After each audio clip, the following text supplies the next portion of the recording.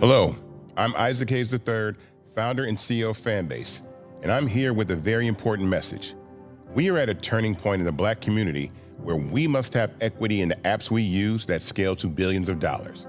But this time, we own the infrastructure, we own the culture, and we shape the future. And Fanbase is the future.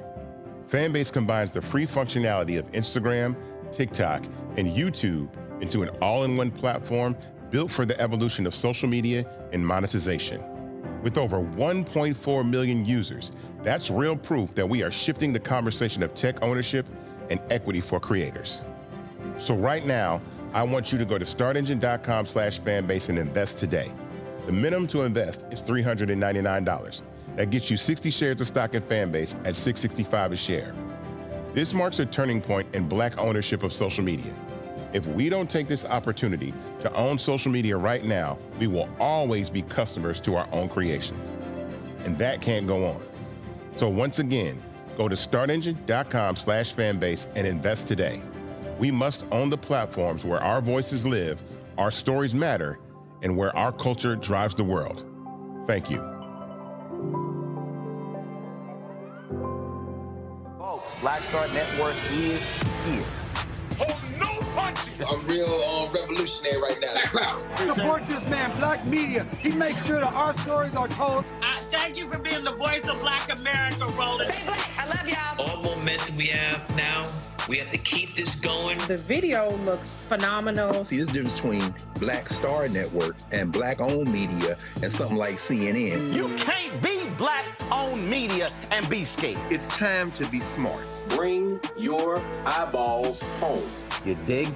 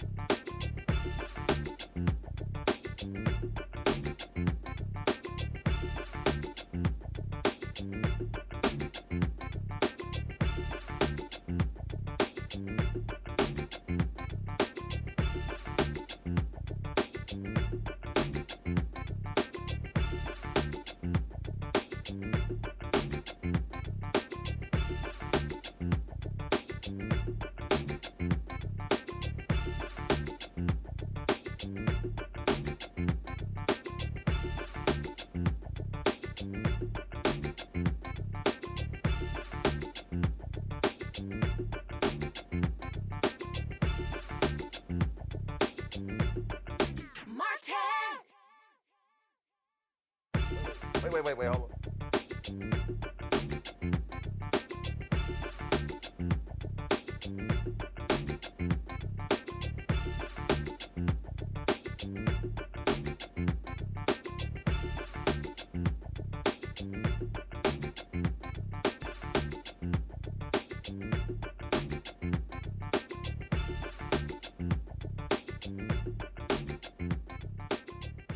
Today is Tuesday, September 23rd, 2025, coming up on Roland Martin Unfiltered, streaming live on the Black Star Network. Trump chickens out and bails on a meeting with Democratic congressional leaders to avoid a government shutdown, calling their demands unserious and ridiculous.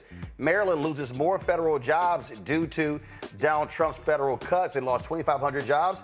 The second straight month, the state has led the nation in federal job losses. Folks, you're going to love this story. A Memphis High School Band gets banned from performing at a football game. Yeah, a black high school banned by a white school. So the fans showed up with kazoos. Plus, 2 authors in the studio tonight. First, we'll spotlight a groundbreaking new book chronicling the Black family that shaped American architecture. Cheryl McKissack Daniel, author of The Black Family Who Built America, will join us. Plus, businessman Dr. Lamell McMorris' new book, The Power to Persist, talks about lessons of resilience. Folks, it's time to bring the funk on Roland Martin Unfiltered. On the Black Star Network, let's go. He's got it. Whatever the miss, he's on it. Whatever it is, he's got the scoop, the fact, the find. And when it breaks, he's right on time and it's rolling. Best believe he's knowing. Putting it down from sports to news to politics. With entertainment just for kicks, he's rolling. It's on go, roll, roll, y'all. It's Roland Martin, rolling with Roland now. He's funky, he's fresh, he's real, the best, you know he's Roland Martin now.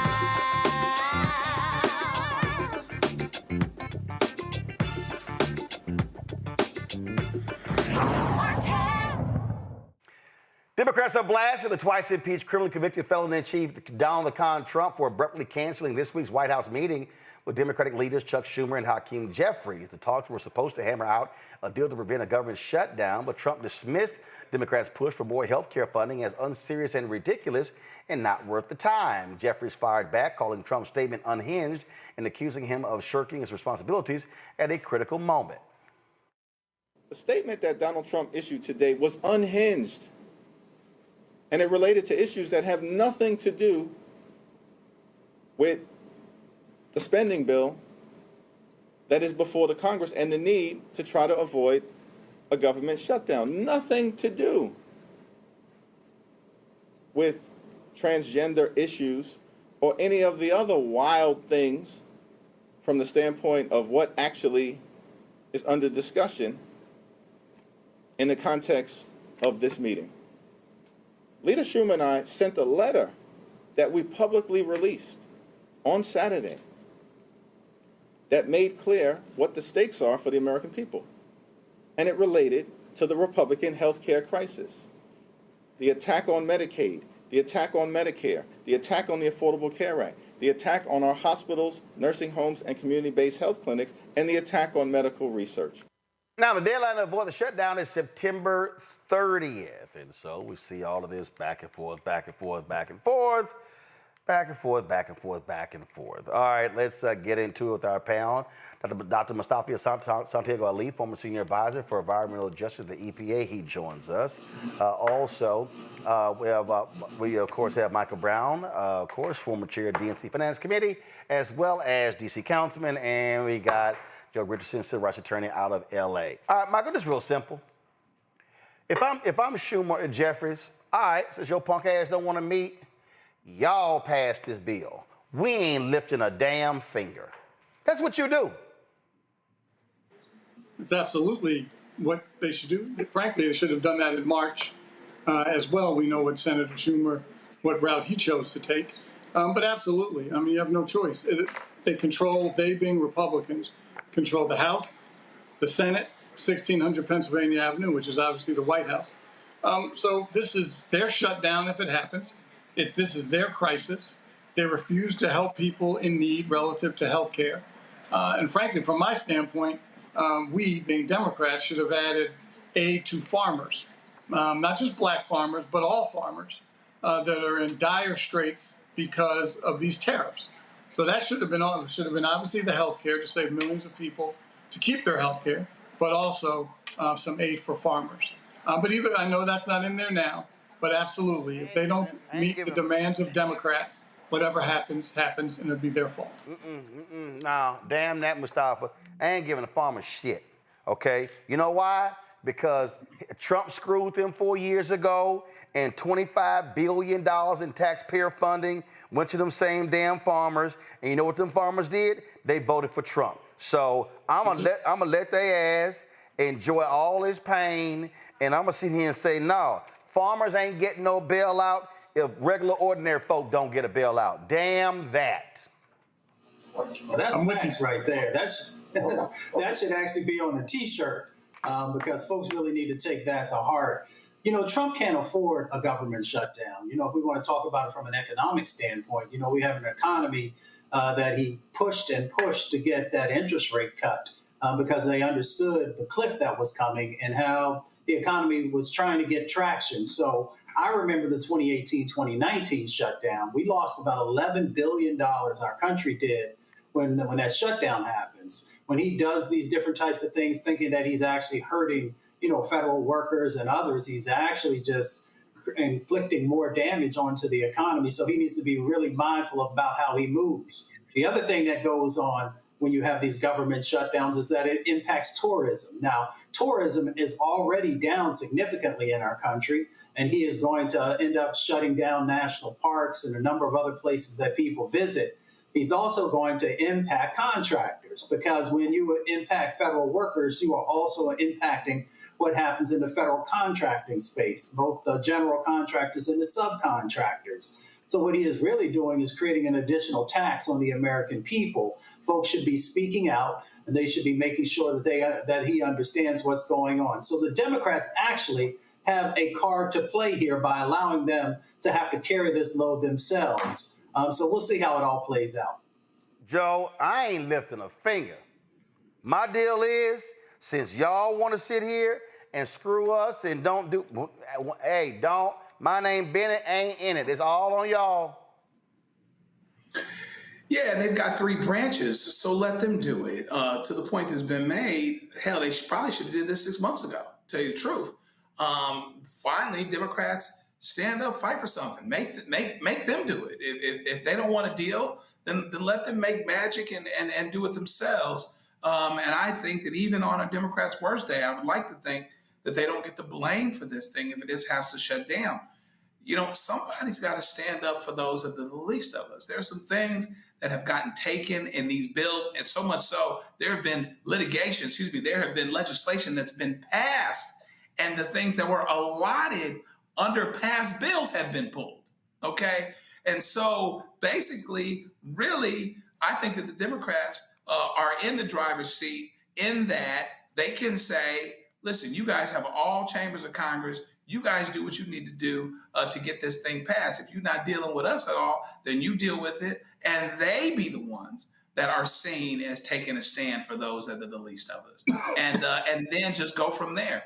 But it's frankly about time that they got an opportunity to really stand 10 toes down. So it looks like they're really standing for something, really looks like they're standing for those that are the least of us. And if the government needs to shut down in the meantime, I don't want to minimize that because we all know that that's a big and drastic thing. But if this is where we are, then this is where we are. The worst thing that they could do is act like we're not at this place. If we are at this place, then you let them do it, let them take ownership of it, and let them take blame for it. Yeah, I just don't believe in playing nice. I just don't believe in playing nice. And right now, Michael, the problem is these Dems ain't got no guts. They ain't got no gusto. They ain't got no fight. People think that Schumer and Jeffries are weak as hell when they talk about approval ratings, and they're very low among national Dems. These really are the two they talking about. You're absolutely correct, and every time we're on the show, we talk about this, and we'll see what happens when the vote comes in the next couple days, and if folks stand up, then maybe we'll have a different opinion next time we're on. That they stood up. Obviously, the concern that some have raised is that shutdowns are easy to execute, but they're very difficult to climb out of, because they're going to have the same kind of discussion or negotiation to get out of the shutdown. So that's the challenge. Anytime there's a shutdown, I'm pleased this will be a Republican shutdown or the Trump shutdown. But nonetheless, people will be hurt during a shutdown and then having to sit down again with Mr. Orange and figure out how to get a deal with him. Because if he tells Speaker Johnson not to meet, if he tells Senator Thorne not to meet and not to negotiate, then we're going to be in this quandary for quite some time. If cooler heads prevailed, they would help the folks who are about to lose their health care. They could come to a deal, do maybe a 7-week extension, and start and just come back. Keep in mind, these CRs are continuing to happen because folks cannot sit down, negotiate, and compromise. So these continuing resolutions are going to continue to happen until the Republicans, frankly, learn that Washington is built and designed to work together and compromise. The president tells them not to work and compromise. This is where we are.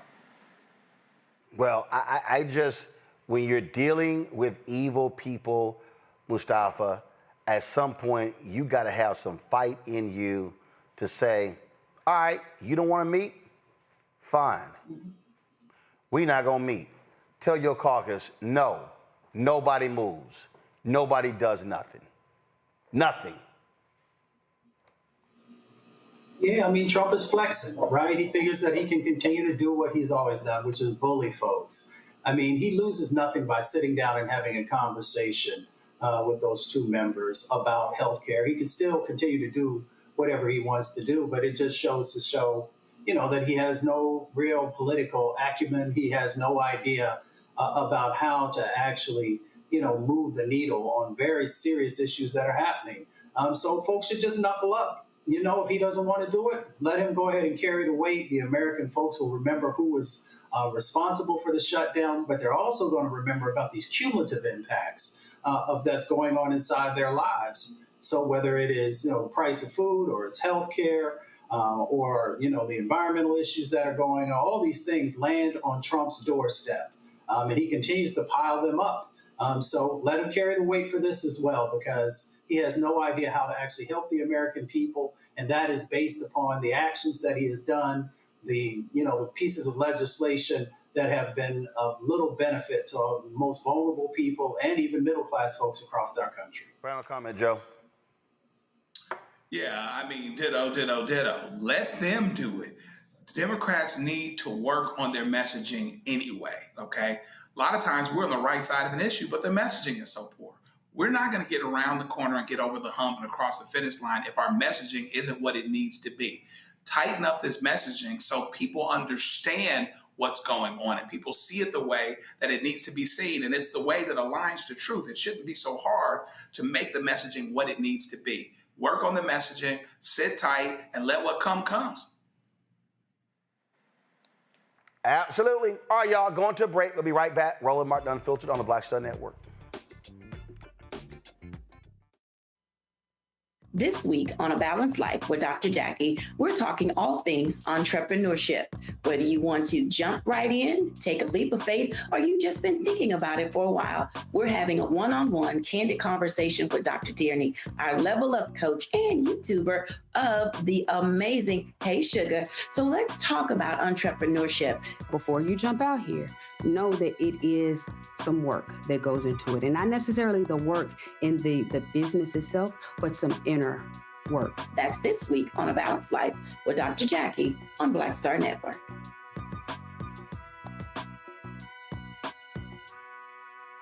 I'm Dr. Greg Carr, and coming up on The Next Black Table, we're speaking with Dr. Lucius T. Outlaw Jr., master teacher and philosopher. He takes us on his journey to discover and celebrate Black philosophy. From my undergraduate years at Fisk all the way through my PhD, I was never in a philosophy class where I had a professor who was a person of African descent, nor assigned a text written by a person of African descent, ever. How he pushed back at those who said there was no such thing and got us all thinking about what it means to be Black. That's on The Next Black Table, exclusively on the Black Star Network. I'm Russell L. Honoré, Lieutenant General, United States Army, retired, and you're watching Roland Martin Unfiltered.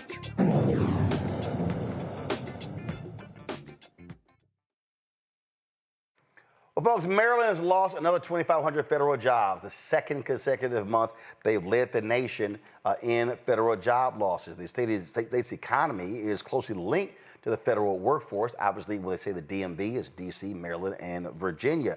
According to the Maryland Labor Department, approximately 269,000 residents were employed by the federal government in 2023, with more than 158,000 federal jobs located within the state that year. Come on, let's pull a graphic.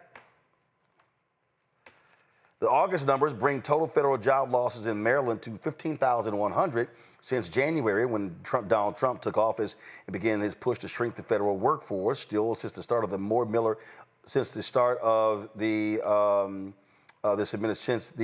administration of Governor Wes Moore, Maryland has added 96,000 jobs overall, a rate of growth faster than the nation as a whole. According to Maryland.gov, the 5 sectors with the largest estimated job losses in August were administrative and support and waste management and remediation services, other services, government, health care, social assistance, manufacturing.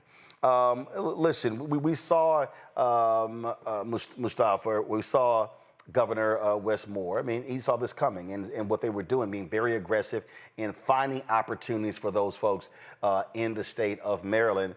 But listen, Trump doesn't give a damn. It's all about whatever he's doing. So he doesn't care what happened in Maryland with a Democratic governor. Hell, he don't care about Virginia with a Republican governor. Well, yeah, I mean, all of his actions actually lead to that. I mean, you know, it's an interesting dynamic. You know, I take a look at what's going on across the country. So there are federal workers in lots of different spaces and places. But it seems like wherever we have the largest Black populations, there's intentionality also in, you know, creating chaos and limiting, you know, economic opportunities. When you look at Maryland, we have some of the wealthiest Black counties in our nation. So they also understand. I'm not saying that that's the only driver, but they also understand that there's an opportunity here to continue to shrink the wealth and power inside of the Black community. So one, we should call that forward. The other part of it is, once again, they're actually shooting themselves in the foot, you know, because of the wealth that exists inside places like Maryland and DC and Northern Virginia and a couple of other locations. You know, they play a significant role also in the GDP of our country.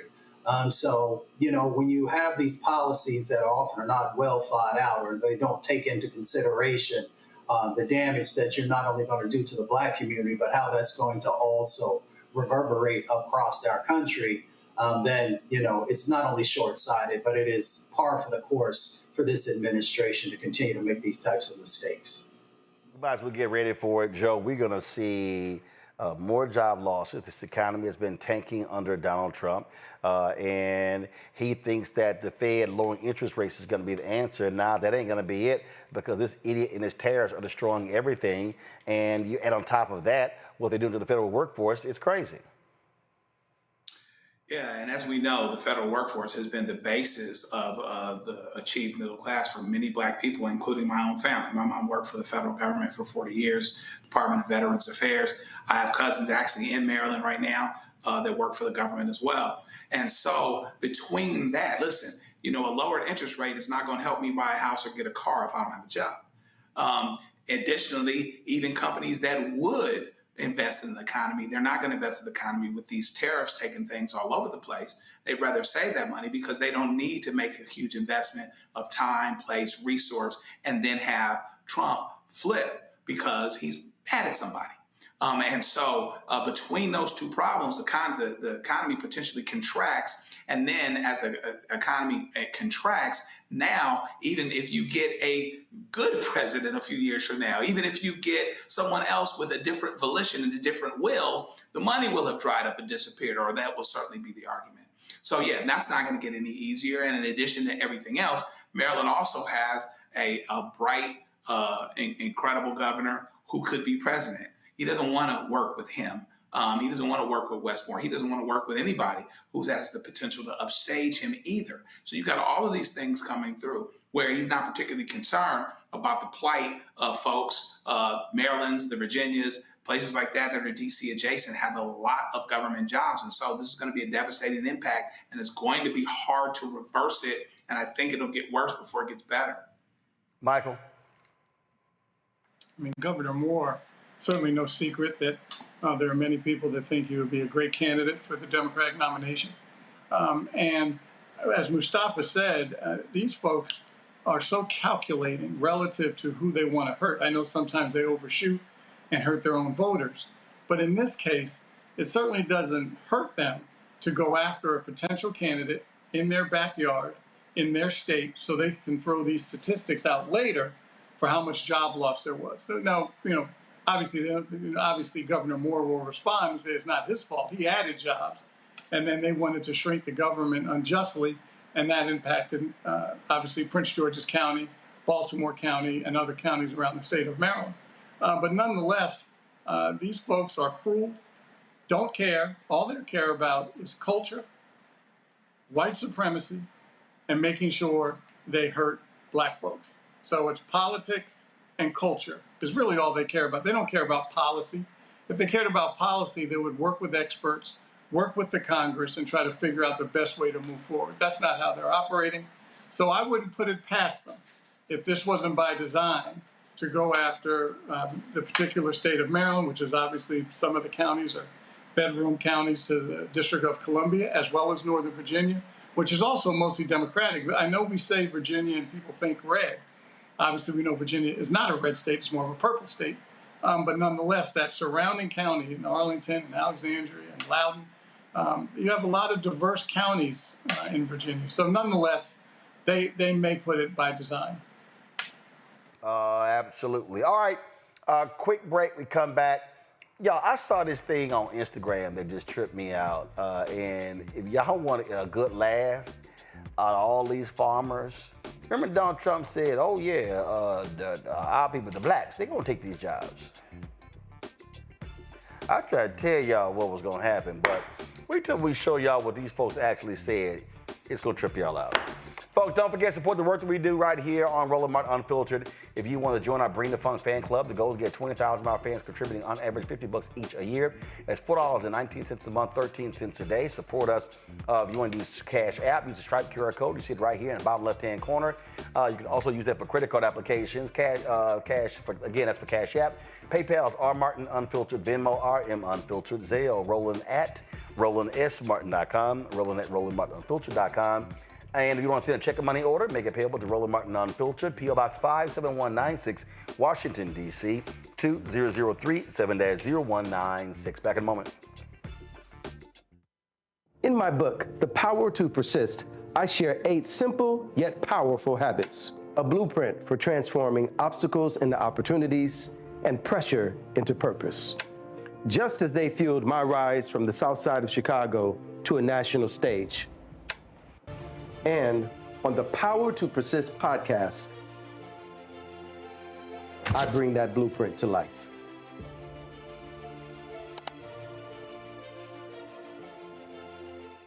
This week on A Balanced Life with Dr. Jackie, we're talking all things entrepreneurship. Whether you want to jump right in, take a leap of faith, or you've just been thinking about it for a while, we're having a one-on-one candid conversation with Dr. Tierney, our level up coach and YouTuber of the amazing Hey Sugar. So let's talk about entrepreneurship. Before you jump out here, know that it is some work that goes into it. And not necessarily the work in the business itself, but some inner work. That's this week on A Balanced Life with Dr. Jackie on Black Star Network.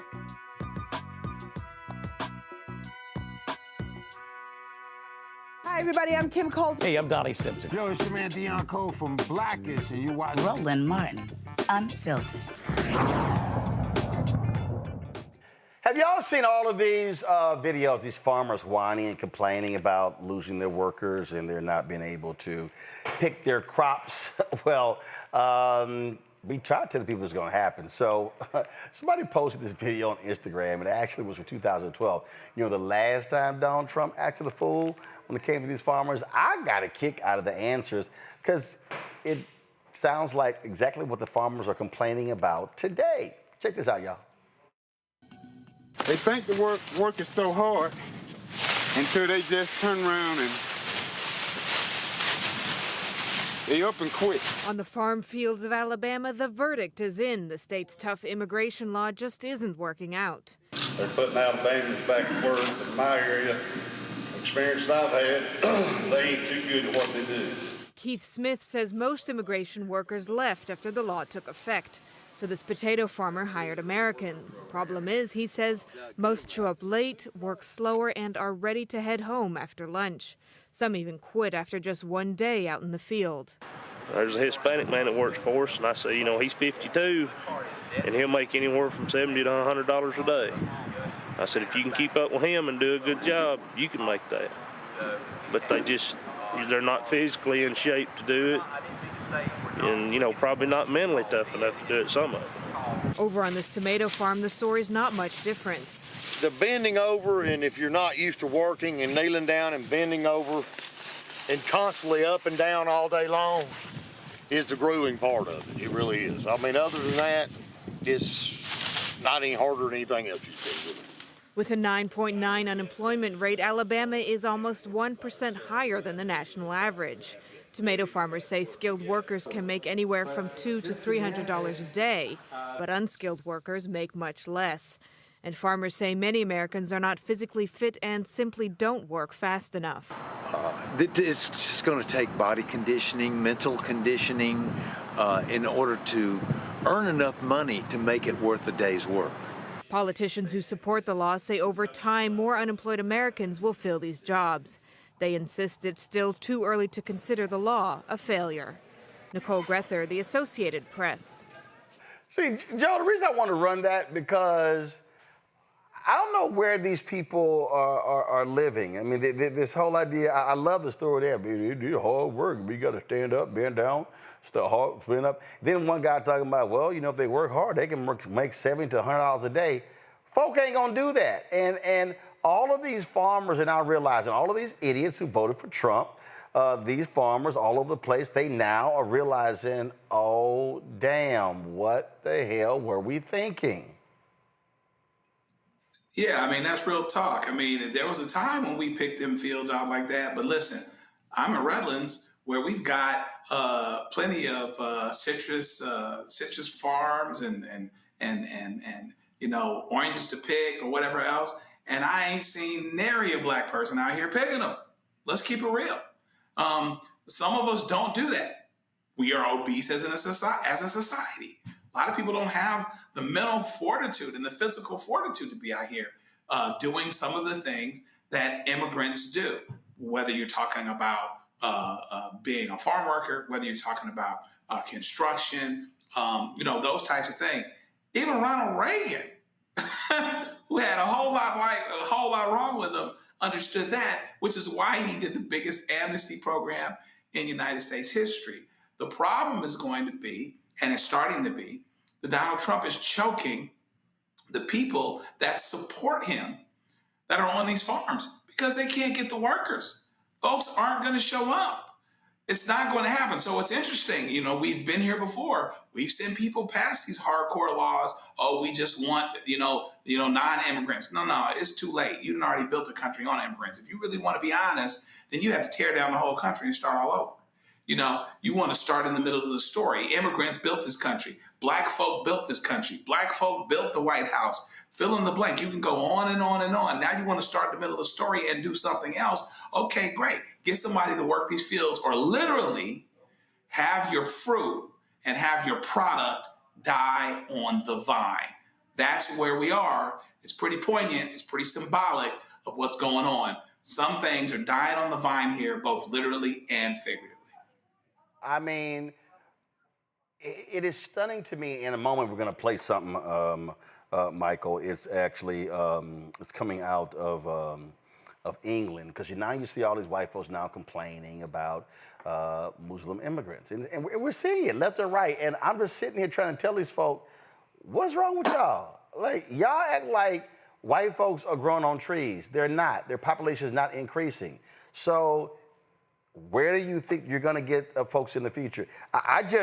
It's laughable to watch these people who have no understanding of really what's happening in the world.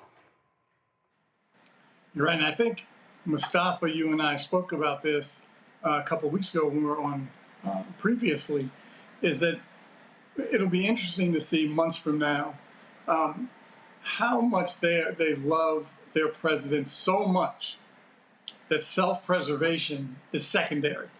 If they lose their farm, oh, I don't care, I just need to give him a chance. Don't worry, he's gonna make it right. We'll see how far that goes, when clearly, if you're talking about the state of Alabama, and if those statistics are correct, assuming they are, you know, they're almost at double-digit unemployment. And that means these folks who own these farms are gonna be in deep, deep trouble. And it's going to cost us more at the grocery store because obviously we'll have to find these vegetables and fruits and potatoes and tomatoes from other places, which means we may even have to import some of these products that we grow ourselves. So he and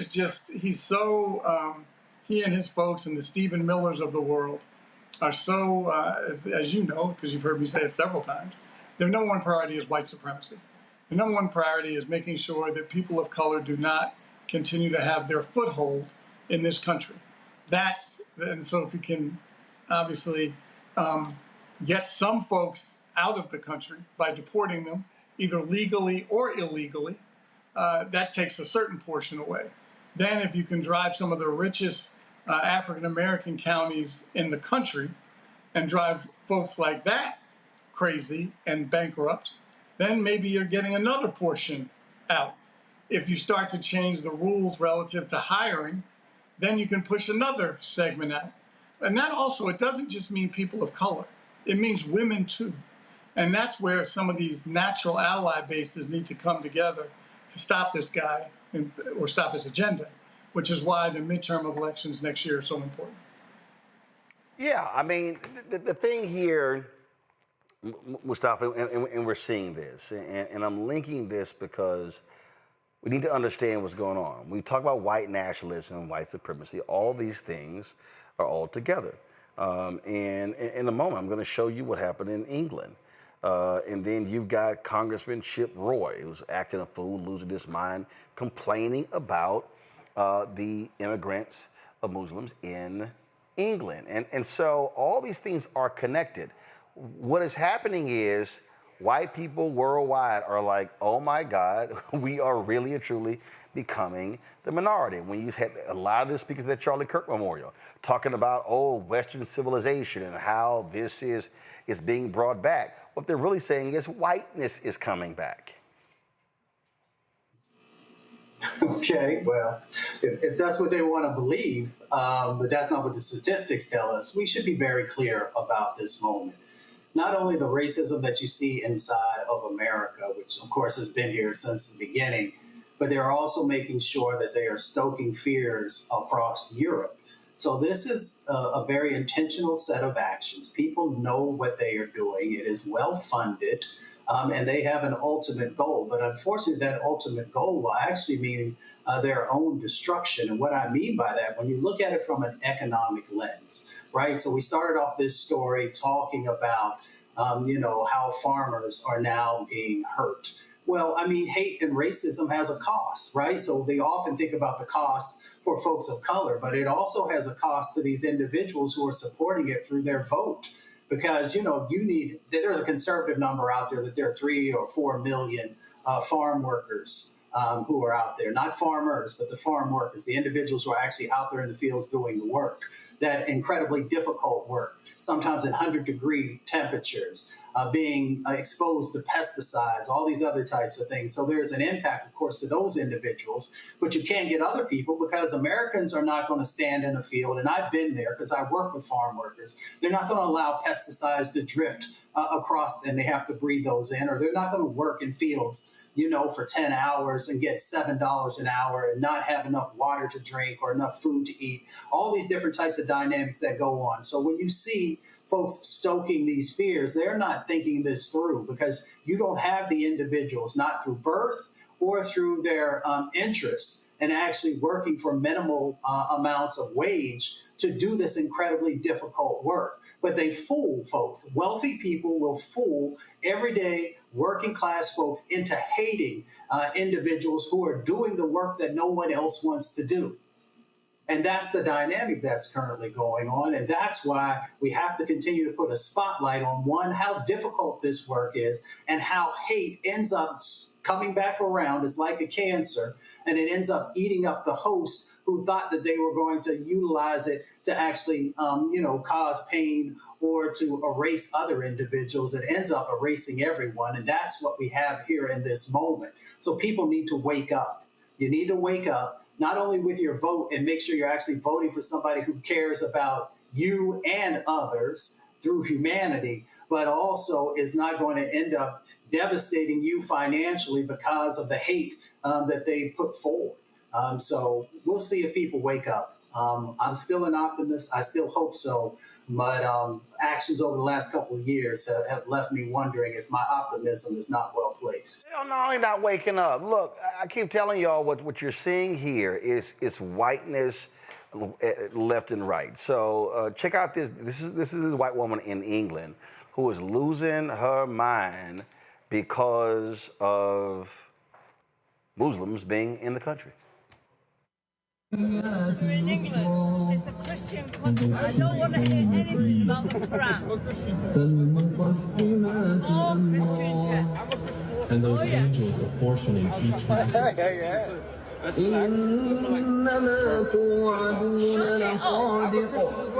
Indeed, what you have promised is true.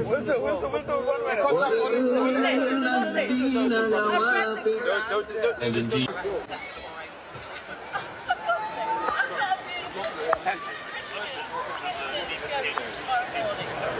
Take her away. Take her away.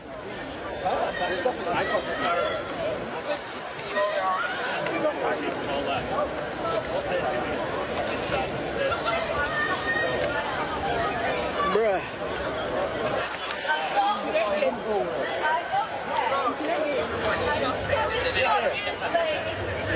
لا حول ولا قوة إلا بالله. I'm so sorry, I'm sorry.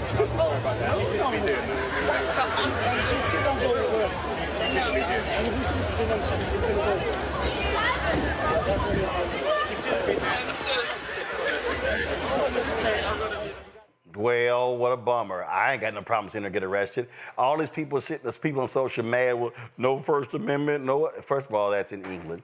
Two, she was accosting them. And this is a Christian nation. I don't want to hear anything about the Quran. I mean, but what that, you're seeing the same reaction to these folks here in the United States. Here's Texas Congressman Chip Roy whining, complaining about something on the floor of the House of Congress. I mean, is anybody paying attention to what's happening in London?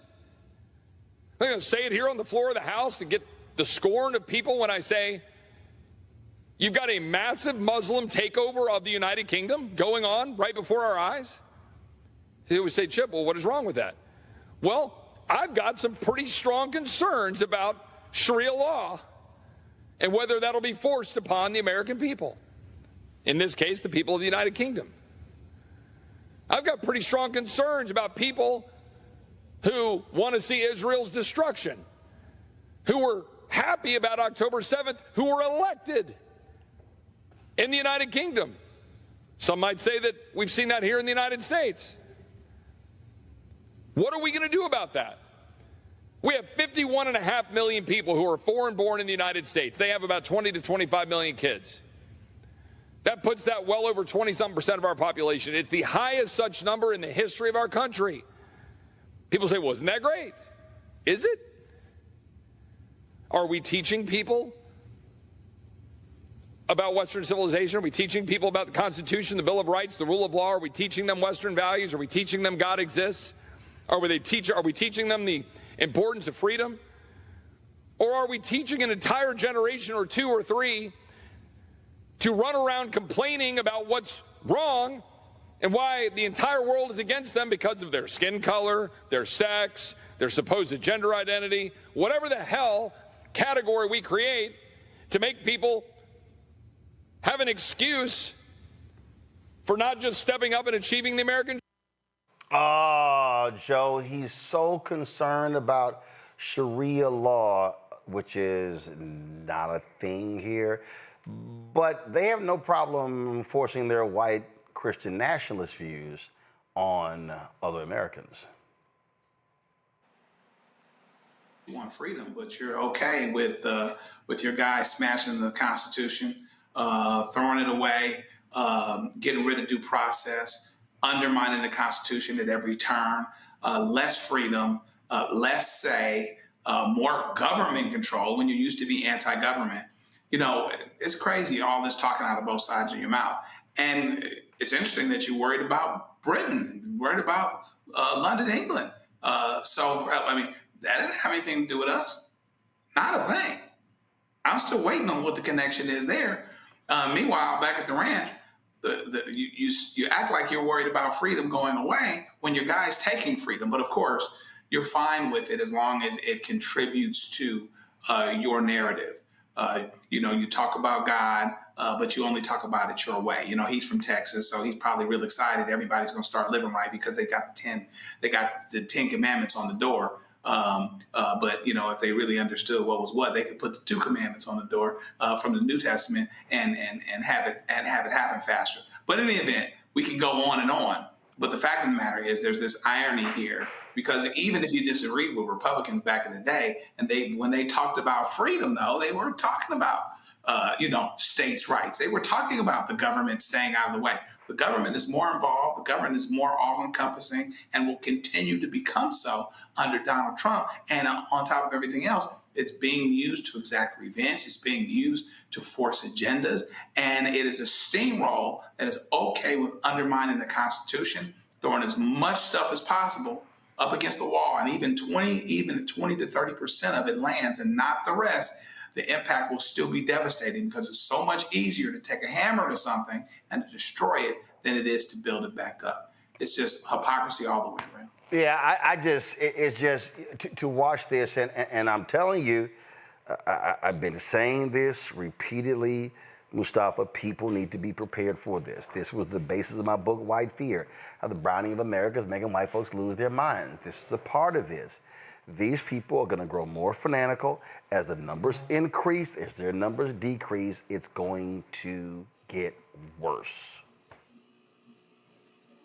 I mean, unfortunately, that's probably true. If folks were better humans, if they loved each other, you wouldn't have to worry about it, right? If you hadn't done oppression, because I think there's some fear out there about the oppression that has been a part of this country's history. And because of that, they saw how they treated others who were Black and brown and indigenous and Asian and Pacific Islander, and we can go on, and how, they were treated. So their fear is that once this country becomes a browner country, that those types of things will, flip, and that they will have to deal with it. But, that has never been for folks of color how they got down. They should be more focused on all these other external stressors that are going on. When you have China and other countries that, they sit back and they watch these types of actions and they say, yeah, go ahead and continue. Go ahead and continue to deconstruct. Go ahead and continue to fall apart and not do what's necessary to strengthen your country. That's what they should be focused on, saying, how do we make our folks who live in this country as strong as possible? How do we make sure that they are well educated? How do we make sure that they have the things that they need? But that's not a part of the equation, because they don't look at it through an abundance lens. They look at it through a lens of there's only so much and we need to hoard it, which is a failing proposition to begin with. But it is what it is. Their fear is driving many of these sets of actions. They're trying to inflict that fear, and they're trying to actually make that fear become just a part of the narrative everywhere so they can get more people to believe into it. But we've seen, whether it's in Germany with Nazism or a number of other locations where you had these authoritarian types of regimes, that's how they thrived. That's how they got traction, and then that's how they became the individuals that we now look at through history and say, how did that happen? It is unbelievable to me to watch these folks and to watch what they're doing, Michael. And check this out. So Ryan Walters, he is the superintendent of schools in Oklahoma. He just put out this video, and this ties directly into the white Christian nationalism we have been talking about. Check. I'm excited to announce today that every Oklahoma high school will have a Turning Point USA chapter. We have seen the outpouring from parents, teachers, and students that want to be engaged in the meaningful work going on at Turning Point. They want their young people to be engaged in a process that understands free speech, open engagement, dialogue about American greatness, a dialogue around American values. We're so excited to partner with Turning Point USA with this initiative. For far too long, we have seen radical leftists with the teachers union dominate classrooms and push woke indoctrination on our kids. They fight parents' rights. They push parents out of the classroom. and they lie to our kids about American history. What we're going to continue to do is make sure that our kids understand American greatness, engage in civic dialogue, and have that open discussion. We will continue to do all that we can to make sure Oklahoma students have the best education possible.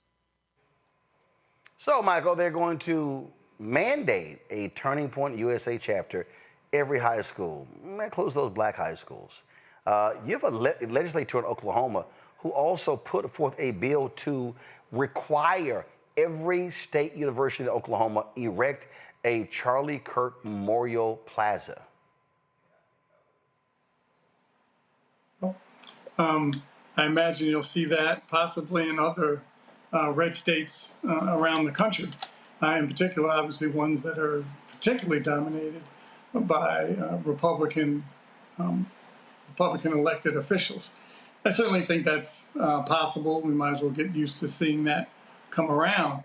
And, you know, coupling that with what we were discussing a second ago, I think it was Mustafa that was talking from your question, Roland. And certainly, at a risk of giving your book, White Fear, a plug, you know, it all started back on the plantation when the families, the enslavers, were concerned that the slaves would band together and rise up against them because there were more slaves than there were family members in the house. But they had the weapons, obviously. They had the law behind them. So when Reverend Nat Turner flipped the script a little bit and did what he did with his movement, that's the concern, leapfrogging 100 and whatever it is, 68 years from then to now. The concern is, back to the Browning of America, are they going to then do to us what we did to them?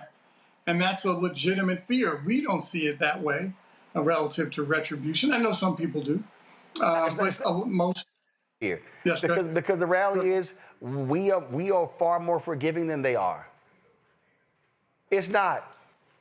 Look, after Mother Emanuel, how many folks were sitting were forgiving Dylann Roof after what he did, gunning nine black people down? They're not forgiving. So that's what it's all about. So again, what this fear is, they see what's going on. They see their numbers dwindling. They see what's happening. And so what they want you to do is cement white Christian nationalism in every sector of our community. That is why that's the attacks against DEI, the attacks against Black Lives Matter, the attacks when it comes to woke. This is critical race theory. That's where they are. You heard him say, oh, these indoctrination, teaching other history. No, y'all been lying about the history all this time. Correct. And that's what's obviously why elections have consequences. I know we've all heard this term many times, but they absolutely do. Now, in some of these red states where they're ruby red, maybe it'll be a little more difficult. But in some of these other states, giving any kind of quarter to folks, or let's be reasonable and let's let folks have what they need. But if they're going to be preaching white supremacy and direct racist language and rhetoric, then you have to stand up again. Yes, do they have the First Amendment right to say what they want? Of course they do. Did Mr. Kirk have that right? Of course he did. Just as people have the right to disagree or bring up videos of things that Mr. Kirk said that were absolutely flat out racist. Now, you know, folks can debate it and get mad at folks and bring those kind of things up, but it's true. And so what do you do with that? Yes. Did he have a right to say it? Absolutely he did. Do people have the right to challenge him? Absolutely they do. Did he deserve to get murdered? No, he did not. So all those things can be true, but that's also where others have to step up and say, no, you're not going to take books about Black history off of our shelves.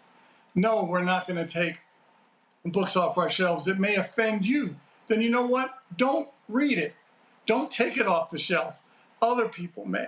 So those are some of those cultural things that they have baited the Democratic Party in, because we get caught off on these other, going down the rabbit holes on these cultural fights and forgetting about the policy stuff that also matters. I'm not saying don't fight the cultural things, you absolutely have to, but that shouldn't be your only fight during a campaign. you also have to talk about policy that changes people's lives and improves it. But the reality is the cultural battles are there, Mustafa, and at the end of the day, you're gonna have to deal with it. Yeah, you are. And you have to deal with it through the civic process, which is incredibly important. You got to vote. You've got to make sure that you're thinking through who you're giving your vote to. You've got to make sure that resources are going to the places and spaces that need them the most. All these different types of things. And, you know, when they have this conversation about American exceptionalism, I'm like, what could be more exceptional than looking at all the amazing things that Indigenous and Black folks have done inside of this country? So if you truly wanted to have a conversation about the greatness of America, then it has to start with the communities who had all these hurdles that they had to deal with and still were able to do amazing things. So that's, for me, that is the narrative that's there. We've got to continue to bring that forward, but we've also got to continue to be very clear about the fights that have to happen and what are the tools that you have to be able to address not just these egregious actions, but how do we really make sure that this country becomes a 21st century country? I had a conversation earlier today and said it really looks more like a 19th or 20th century country right now based upon how we're moving. So if we're serious about the future, then the work that we're talking about right now is incredibly important. And that means that we're going to have to sacrifice. That means that we have to get focused. That means that we have to build real community. And at the end of the day, we've got to make sure that we're utilizing our vote in a way that helps to make positive change happen. All right, then. Mustafa, Joe, Michael, I certainly appreciate y'all being on today's panel. Gentlemen, thank you so very much.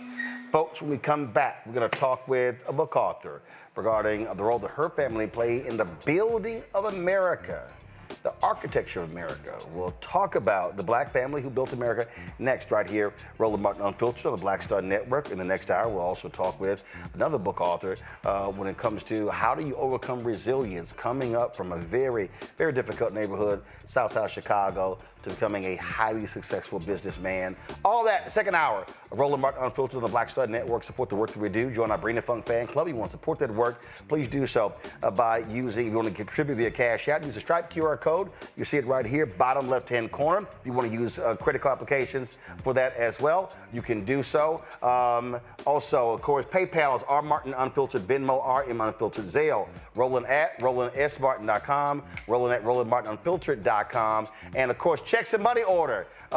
Checks and money order, make payable to Roland Martin Unfiltered. Send it to P.O. Box 57196, Washington, D.C., 20037-0196. Back in a moment. Anthony. I'm Dr. Greg Carr, and coming up on the next Black Tape, speaking with Dr. Lucius T. Outlaw Jr., master teacher and philosopher. He takes us on his journey to discover and celebrate Black philosophy. From my undergraduate years at Fisk all the way through my PhD, I was never in a philosophy class where I had a professor who was a person of African descent, nor assigned a text written by a person of African descent, ever. How he pushed back at those who said there was no such thing and got us all thinking about what it means to be Black.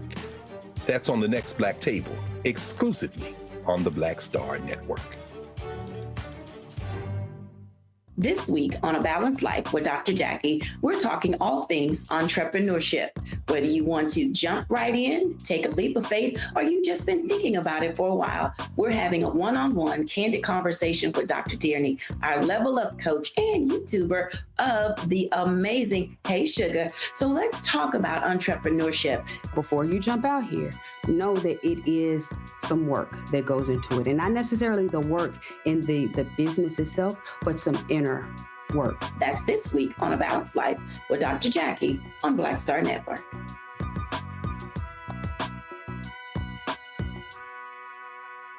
This week on The Other Side of Change. Hurricane Katrina, 20 years later.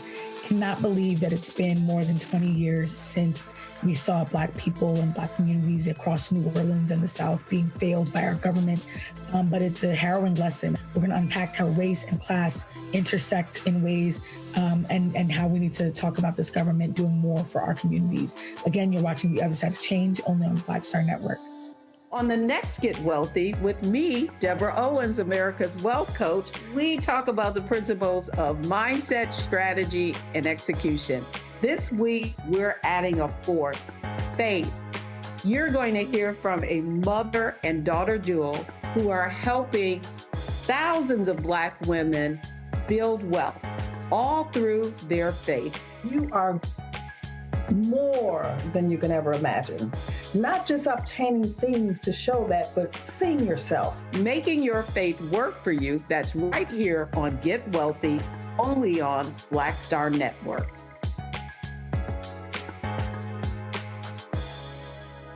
Hatred on the streets, a horrific scene, a white nationalist rally that descended into deadly violence.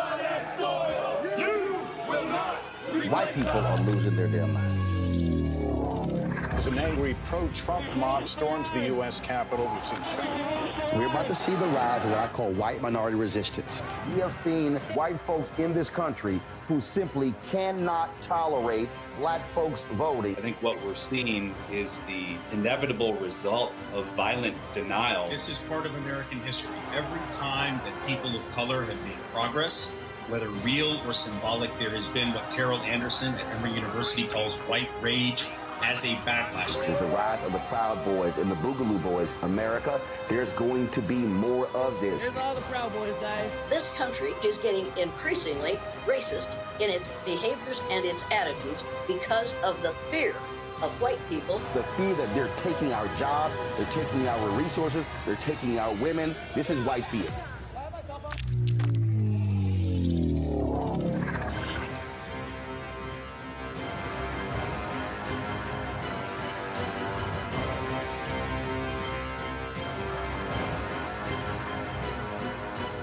Hi, my name is Freddie Ricks. I'm from Houston, Texas. My name is Sharon Williams. I'm from Dallas, Texas. Right now, I'm rolling with Roland Martin, unfiltered, uncut, unplugged, and undamn believable. You hear me?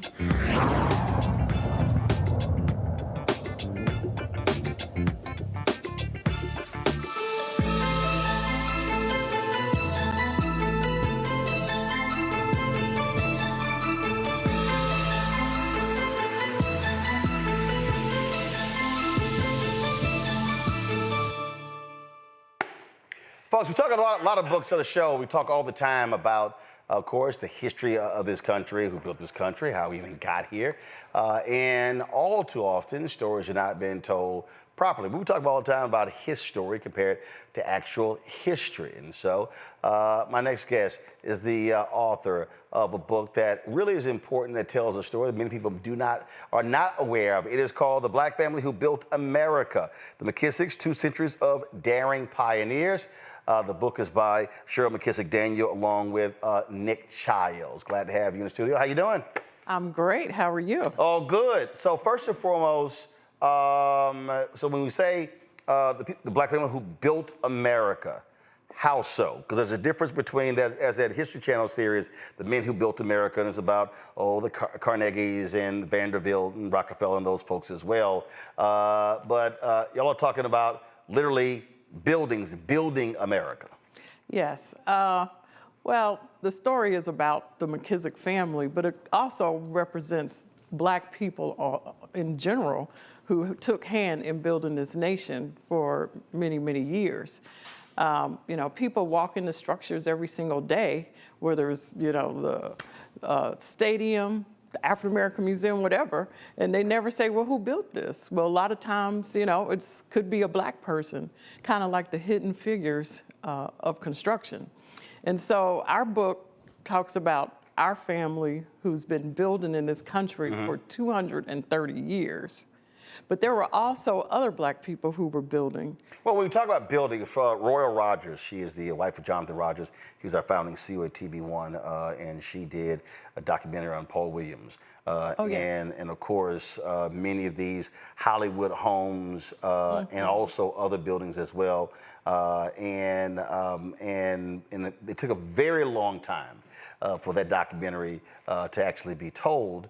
And that's the thing. And so you have stories like this that are not well known. You see these other stories. You've seen stories in movies and things along those lines, and there are other white architects that people can just roll off the tongue, and because those stories are often told, they're talked about, and they're considered to be these great pioneers, but in nearly all the cases, they ain't black. Well, some of them are, and now those stories are coming out. And that's why this story about our family is so important now. You say it goes back 230 years. Yes. Where did it start? So it goes back to the first descendant of our family, Moses McKissack I, who came here as a slave and was taught the trade of making bricks. His son, Moses McKissack II, was a brickmaker and a master carpenter. And he incorporated us right after emancipation with the McKissack Contracting Company in Pulaski, Tennessee, which, of course, that's where the Ku Klux Klan started, which is kind of a backdrop of what he was dealing with when he incorporated our company back in the 1800s. Moses McKissack II, his son, was the first black licensed architect in America with his brother Calvin McKissack, with license 117 and 118 in the state of Tennessee. And they moved our business to Nashville, Tennessee.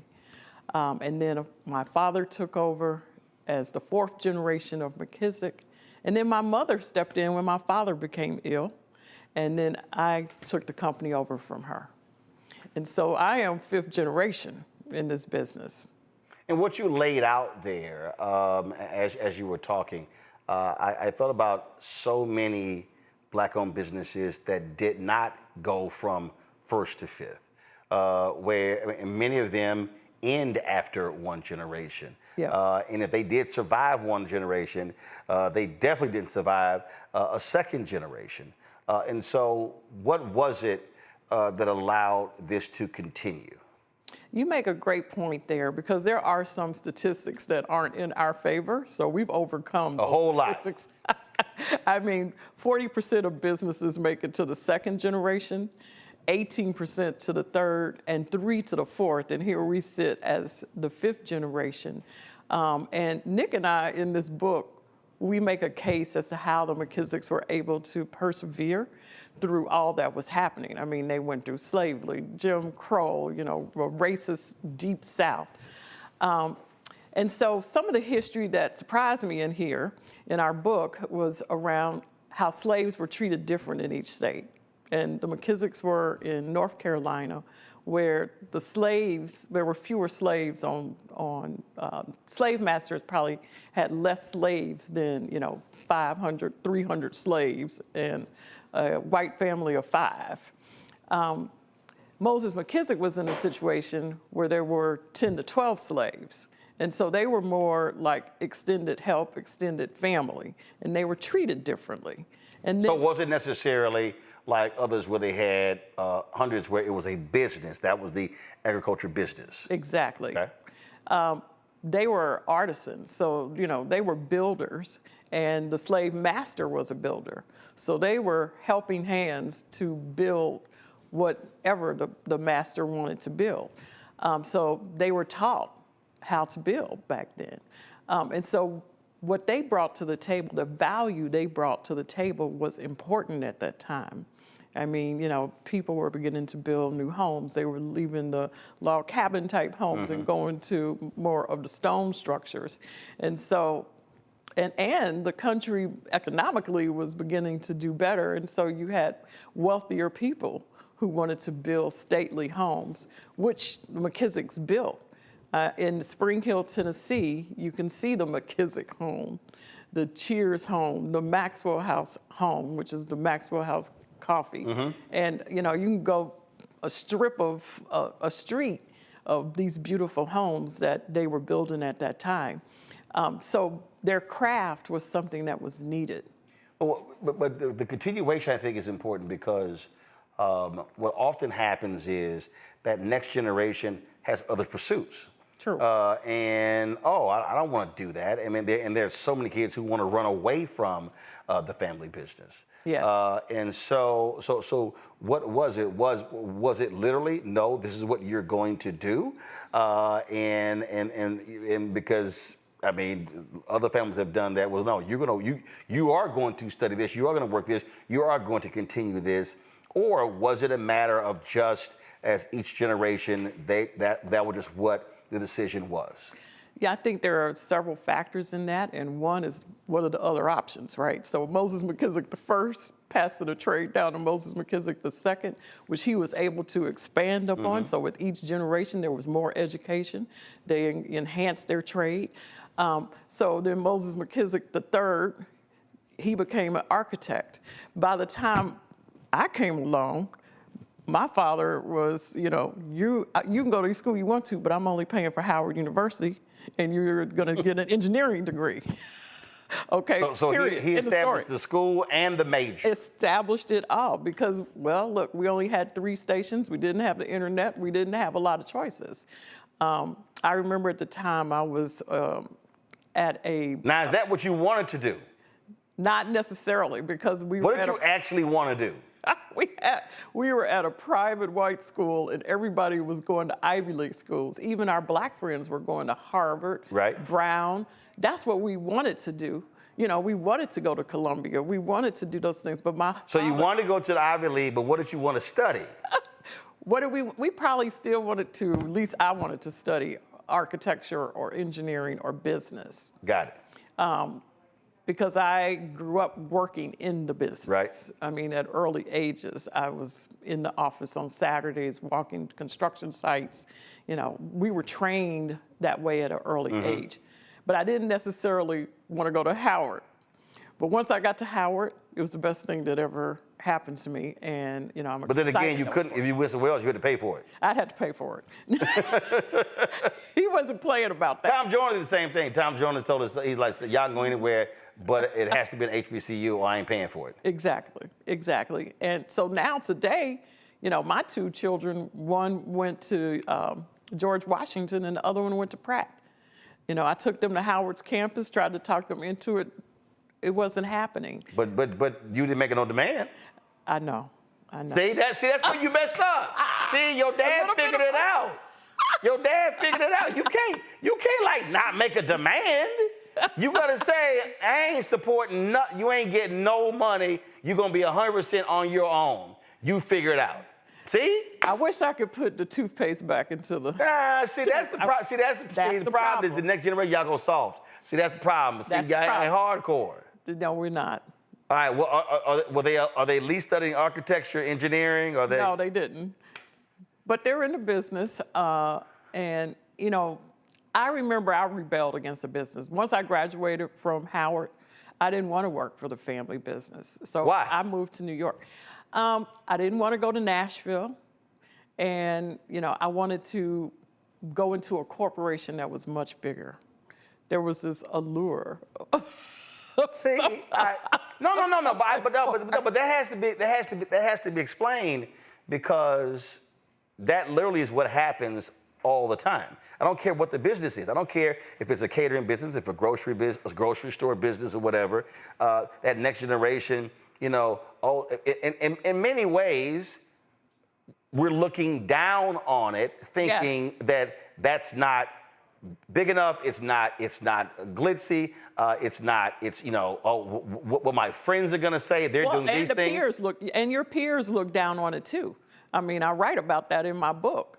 That my friends were going to work for on Wall Street, and here I am, got a consideration to go back to Nashville to work in a family business. But see, but the thing though, but with that, at what point did it hit you that, okay, sure, they're going these places, but we are owners? Well, you begin to see that there's a glass ceiling, that everybody in leadership does not look like you. And, at some point, they're going to get rid of you because you're not tall enough, you're not white enough, you're not this, you're not that. And so you begin to realize that if you own your own, you really have control over your destiny. And to me, that's what hit me. Now, it's not like y'all were a small business. I mean, it's not like y'all were a mom and pop business. No, we weren't a grocery store. We were architects and we were builders, and we had established ourselves 4 generations. But my mother stepped in. She called my boss. She told my boss I was quitting that day, and then she called me and told me I quit. So again, there was a little bit of force there. Now, which job was that? When I was working for Turner Construction, which is probably the largest contractor So wait, in America. hold up. So you ain't gonna want to go work in the family business, but then you go work for a construction business, which is really closely tied to the family business, and then what? You were frustrated by what was happening there? Well, I could see what was happening there, but I liked it there because it was learning ground for me. I was learning much more. You know, I was working on huge projects in Manhattan. Right. And that right there, you know, taught me a lot. But then my mother decided she needed my help. And, you know, the time was up.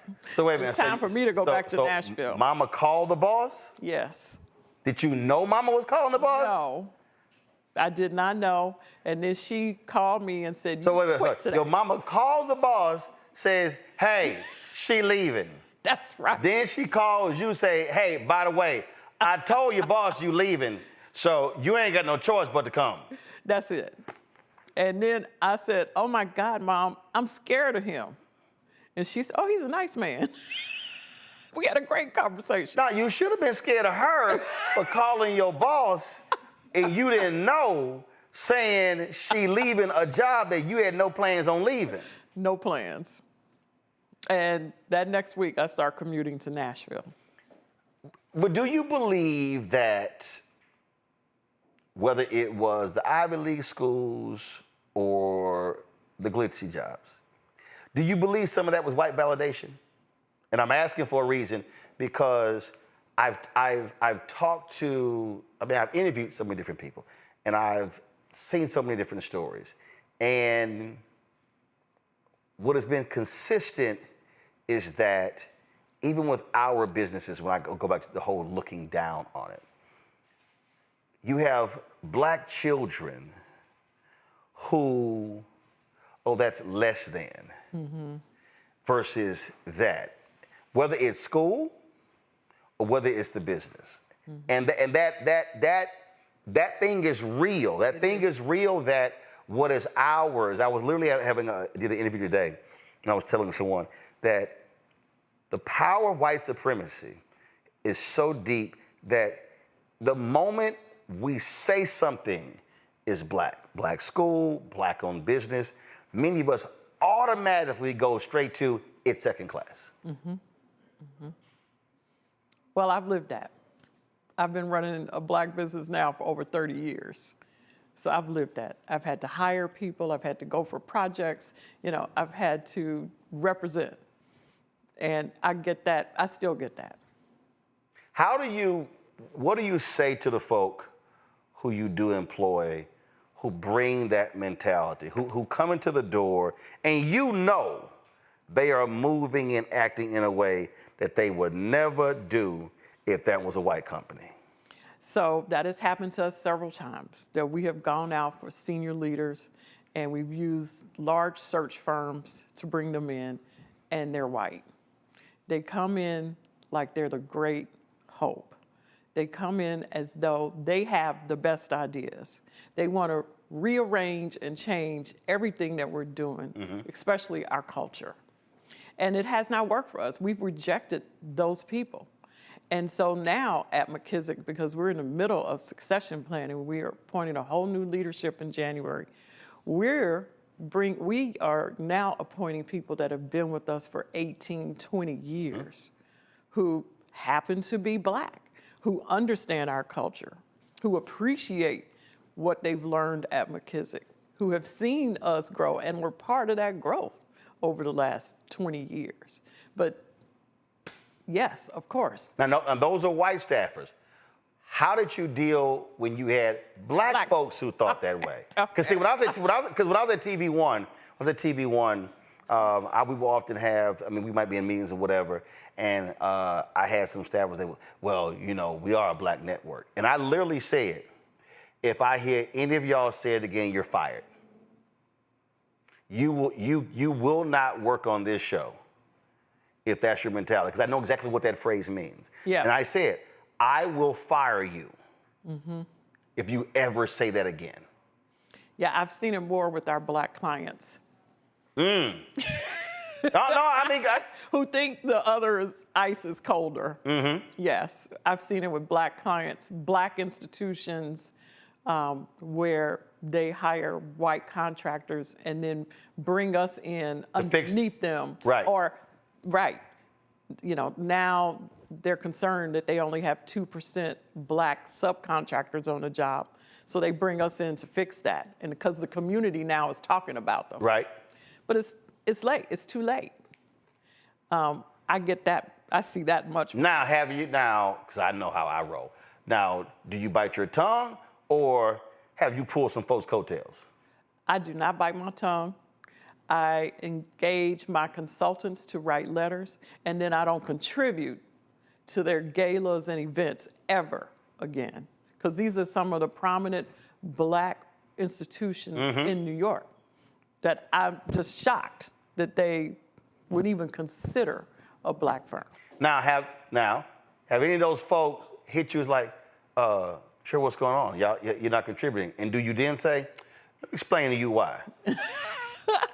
They know why, but I have had opportunities later on to explain because they find themselves in trouble.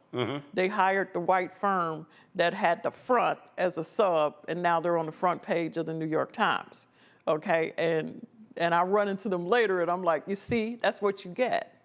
That's what you get. See, the reason I think this is so important, because when we talk about building capacity, building scale, earlier you were talking about that glass ceiling. Well, there are black institutions that contribute to that for black-owned businesses. And I've seen this in so many different areas. I've seen this, there are black organizations, civil rights organizations, that literally hire white PR firms. That's what I want to say. Oh, I ain't got a problem saying it. So let's just be real clear. I ain't got a problem saying it. I mean, it was a white PR firm, the NAACP hired for the Image Awards, who had no idea who these black celebrities were. So they were literally turning people away on the red carpet. Crazy. And there was black publicists going, hey, that's so-and-so from so-and-so's show, that they literally had no idea. And what the black publicists were saying was, okay, you're paying top dollar to that white PR firm because you think that they can get you coverage in mainstream media, and we know the retainers they pay. How is it that you are not having a black PR agency as your lead of the NAACP Image Awards? Exactly. That's crazy. It was refreshing to walk in here and see all the black people working. You see my PR consultant. You see my photographer, my glam team. I get it. And I'm 100% behind the fact that it's an ecosystem. We have to work together. And, you know, it comes together beautifully when we own and we believe that. Let's take Terminal 1 at JFK, where Magic Johnson and Jim Reynolds and Loop Capital are owners. The first thing they did is they brought me in. Then they said, you know, now you got to take it all the way down. You got to hire black architects, black engineers, black contractors. We're now at $1.5 billion in spend with minority businesses. But it started at the top. And so that mentality is one that we have to have. You know, it's about black economic empowerment, and we should be able to do it by ourselves. When we talk about building, we're talking about whether we're talking about, I mean, any project. Yeah. What happened when, well, no, but before, not them. Have there been situations where internally y'all said, I think that's too big for us? Or has it always been, no, there's nothing too big for us? No, there have been projects that are too big for us. But let's take Medgar Everett's college in Brooklyn. Back in early 2000s, President Edison O. Jackson, he was determined to have a black firm build his campus. So we went to our partners and, you know, we asked them to joint venture with us and to be a backstop for us. And that's the way you do that. You build partnerships. We did that with Bruce Ratner for the Barclay Arena. We worked with Turner Construction. And so, no, there's a way to do it. So something happens. We're not gonna go and take a job that we cannot successfully complete. We don't have one of those in our portfolio. Right. So the point there is, when you make an assessment of a particular job, and you say, we're big enough to do this on our own. Yeah. But if it is a job that is bigger than your capacity, you don't walk away from it. What you say is, okay, who can we partner with? Right. See, the reason I had to ask the question, because that's the mistake. I think the mistake that a lot of people make. First of all, they want a job. They want the bigger contract. But if you do not have the capacity for that contract, and then you get it, you actually end up hurting yourself because you can't do the high quality job. And then that word spreads around, and you're trying to get to this level, and it may actually knock you lower than where you are right now. It'll take you out. Right. In our business, it could take you out. But the large firms do that. You know, no one wants the risk for an $8 billion project or $4 billion project. So even the large firms team, and they spread that risk around. And so we've been successful at doing that over the years, but we have to educate our client that that's possible. Right. Because the client right away says, oh, it's too big for McKissack. Right. Let's go get the larger firm. And you're like, hey, hold on, don't play me small. Right. Let me make that decision. Right. You said y'all started the new transition in January. Will that be the 6th generation? No, it'll just be a great management team that has been with us for a very long time. And why is that? Because I'm looking at succession. I've been working on succession planning for several years now. And, you know, by 2030, I'd like to cut back on my hours in the office. And so I want to start the succession now. And I'll have 5 years to see it through. I feel succession planning is missing in a lot of family owned. So there were no family members who you said can run this business? Not now, no. Now that's not an easy decision. No, but you know, when you talk about succession planning, it's the management side and then it's the ownership side. So I'm looking at how to deal with the ownership side with actual family members and probably some of my staff members. Because the thing that even part of that, I was in this debate with somebody, and we were talking, I'm not gonna name the individual, we were discussing. But what I said to him, and he couldn't believe it.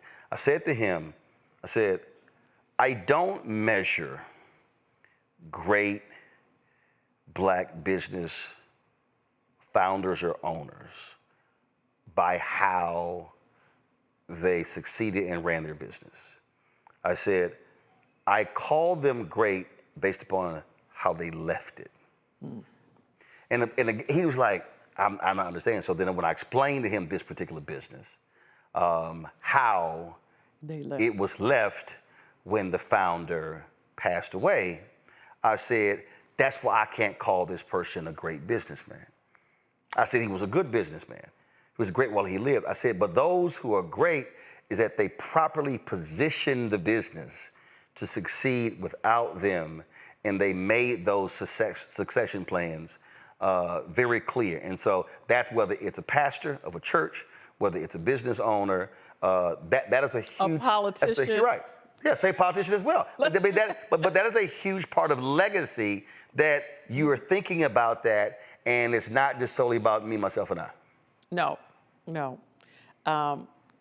I feel it's incumbent upon me to get in the right management team to carry this business forward without me and to grow it.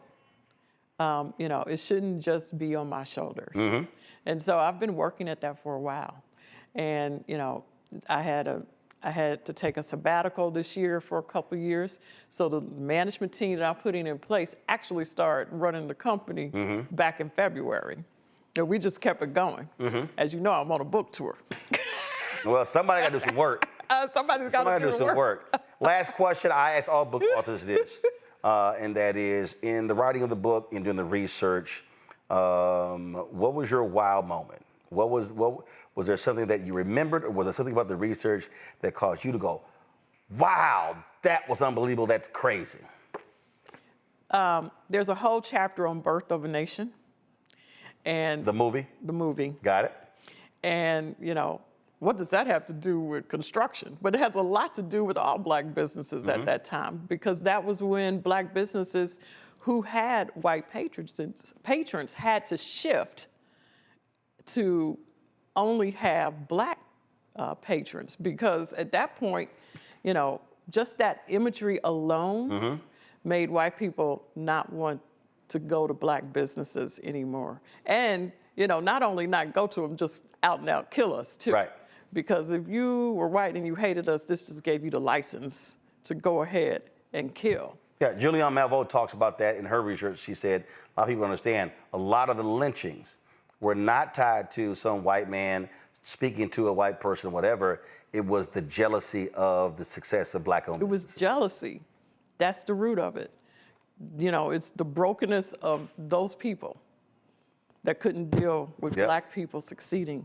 Right. You just left us alone. You segregated, you did everything, had folk enslaved, did all of that, and now you mad because despite all of that, we still rise. Right. We're rooted and we still rise. Right. Well, some things change, some stay the same. Y'all, the book is The Black Family Who Built America, the McKissacks, 2 Centuries of Daring Pioneers. Cheryl McKissack Daniel with Nick Childs. Get the book, folks. Y'all know how we believe about history versus his story. And so that is critically important. And so again, Cheryl, we appreciate it. Thanks a lot. Thank you. Folks, going to go to a break. We come back. We're going to chat with Lamell McMorris, a businessman from Chicago, growing up on the south side of Chicago to running and owning several different businesses. In his book, he talks about the importance of having resilience. That conversation is next, right here, Roland Martin Unfiltered on the Black Star Network.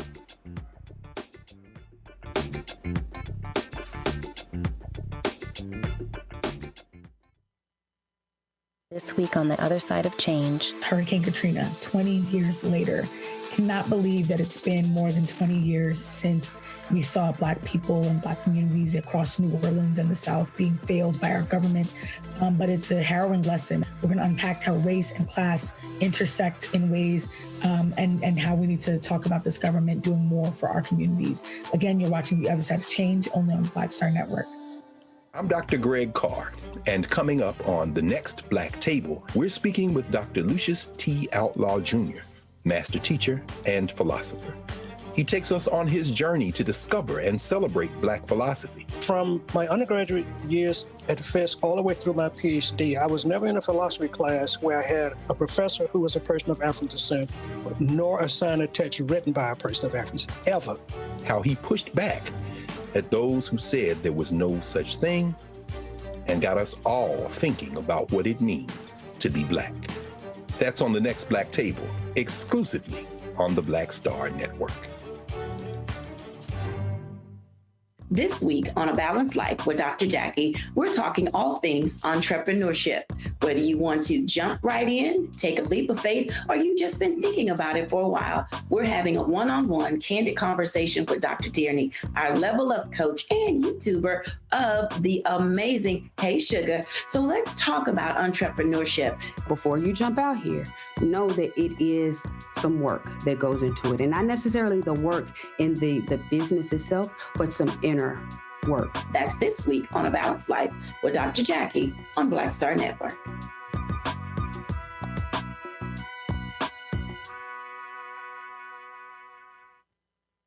On the next Get Wealthy with me, Deborah Owens, America's Wealth Coach, we talk about the principles of mindset, strategy, and execution.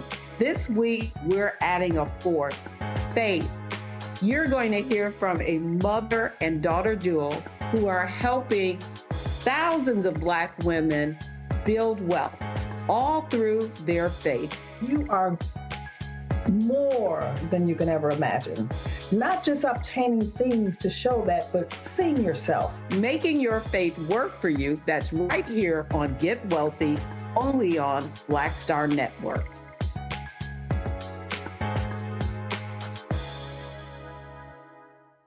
Hatred on the streets, a horrific scene, a white nationalist rally that descended into deadly violence.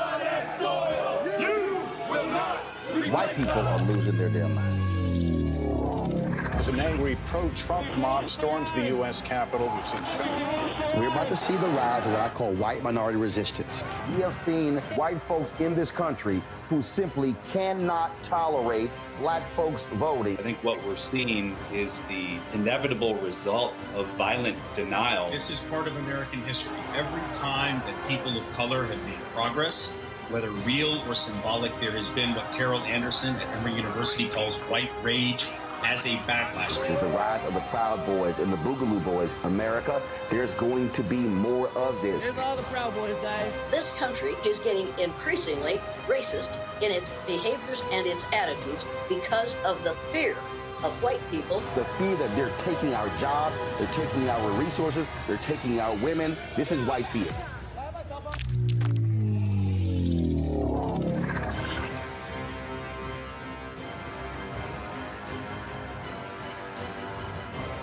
In my book, The Power to Persist, I share 8 simple yet powerful habits, a blueprint for transforming obstacles into opportunities and pressure into purpose. Just as they fueled my rise from the South Side of Chicago to a national stage. And on the Power to Persist podcast,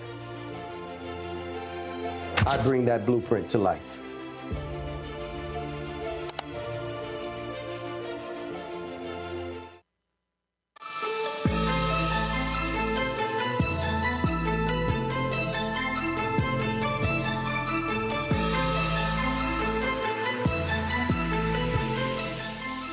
Folks, running a business, owning a business is not easy. Starting one is not easy, but that's one thing. But how do you even get there? What do you need to go through? There are a lot of people who have ambitions and dreams to do great things, but they never do because they don't want to take that leap. They're scared. Well, my next author talks about the power of resilience. What does it mean to actually look at your upbringing, and then how do you actually overcome all of that to live the dreams that you want to live? The book is called 8 Simple Habits to Build Lifelong Resilience. First of all, it's called The Power to Persist, 8 Simple Habits to Build Lifelong Resilience. Lamell McMorris is the author of the book. Joins me right now. What's up, 06? How you doing, Frat? All good, all good. I chatted with someone. I did the interview today. Okay. And a brother, we did the interview. It was a great interview. And he was asking me about the show. He's asking me, how do we start the show? How do we start the network? And what do we have to deal with? And he asked me about fear. And I told him, I said, well, I wasn't scared. I said, I wasn't scared because I said, I wasn't focused on content. I said, I was focused on the business of the business. I said, how do you generate money? How do you build that? And he was very surprised by that. And I think for a lot of people, we talk about becoming an entrepreneur, becoming a business owner. They are fearful, and I believe they're fearful because of what they don't know, and they haven't taken the time to study, to focus, to understand the business of the business, and then go from there. I think fear is, by the way, first of all, thank you for having me. I appreciate our friendship. This actually is part of what it means to build a business. When people like you give folks like me an opportunity to not just tell our stories, but to talk about our work and our business. So thank you. Appreciate it. Kudos to you for the platform. Fear is actually fuel. It actually becomes part of the energy. Did I wake up this morning as an entrepreneur and a business owner worrying about bills, how I was going to pay people, how I'm going to... Absolutely. But you don't let that consume you. You actually let that be the fuel that makes you go get it, that makes you go work, that makes you go propel. You don't get caught up in the fear. I describe, Roland, an entrepreneur as someone who goes on top of this nice fancy building, jumps off, and then figures out what's going to happen on the way down. You jump. You take the leap. But staying in business, building a business is what helps you on the way down figure out how to stay in business. But the fear also for me, again, when we talk about the idea of resilience. Right. You're going to face that. You're going to fail. It's going to happen. You're going to have hardships. And that to me, it ain't simple. And so what I tell folks is that's actually what you have to fortify yourself. How do you prepare yourself every day for that letdown when that contract didn't come through? Man, you were banking on that, and but you already had dreams of what you were going to get, what you were going to do. Yeah. And then now you're depressed and tired. It's like, okay, well, no, now that's done. Now I got to go to the next thing.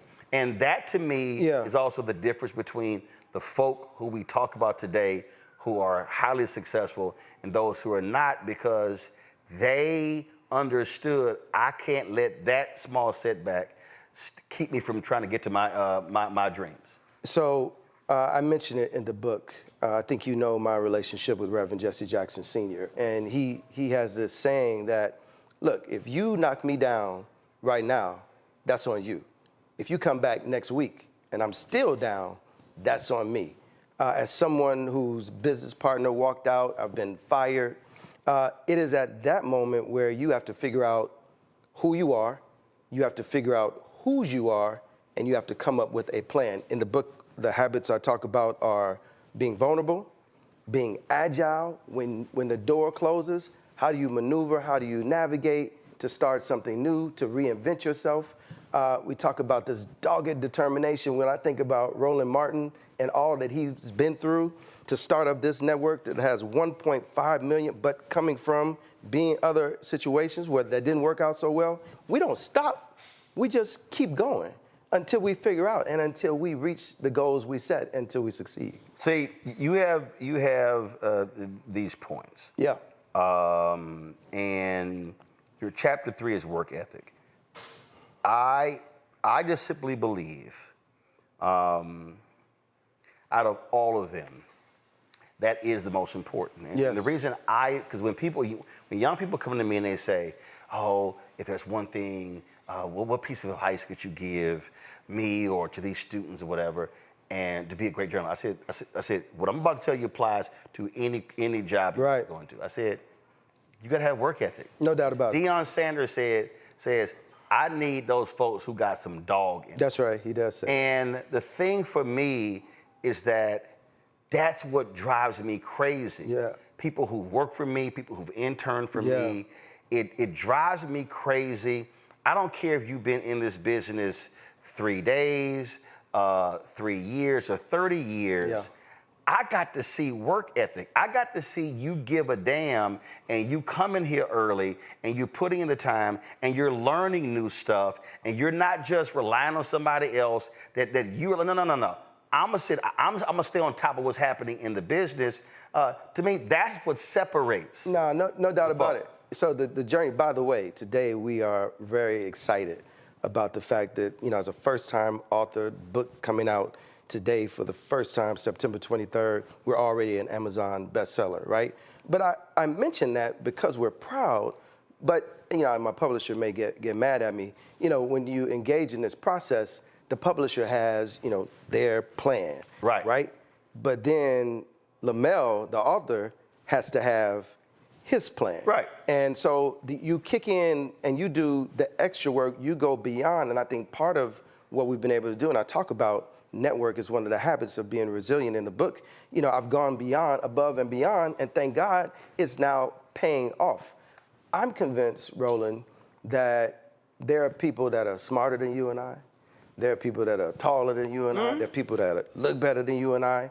But I don't think anybody is going to outwork us. And that's the difference. You got to lean into your strength and what you can do best. And the work ethic also, it means that it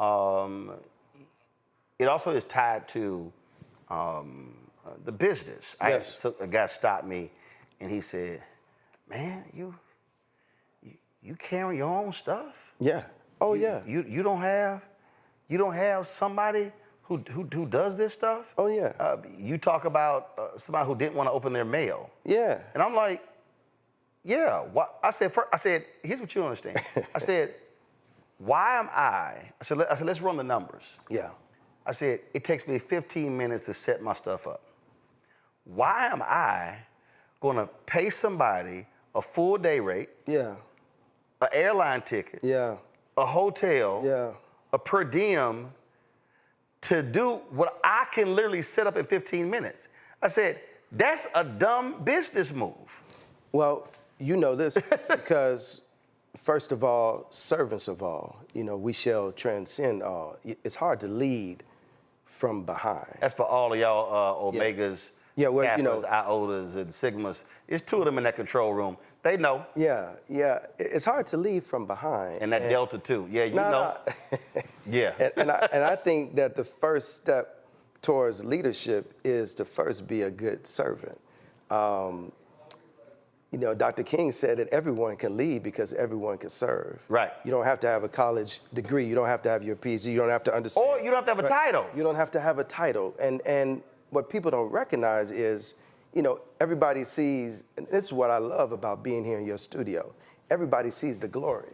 Everybody sees the results, but people don't focus on the story. Mm-hmm. The story, what people don't see you do, carrying your own stuff. I've been with you, carrying your own stuff, setting up your own equipment. You can't you can't skip over the story. You cannot skip over the work part in order to get to this part.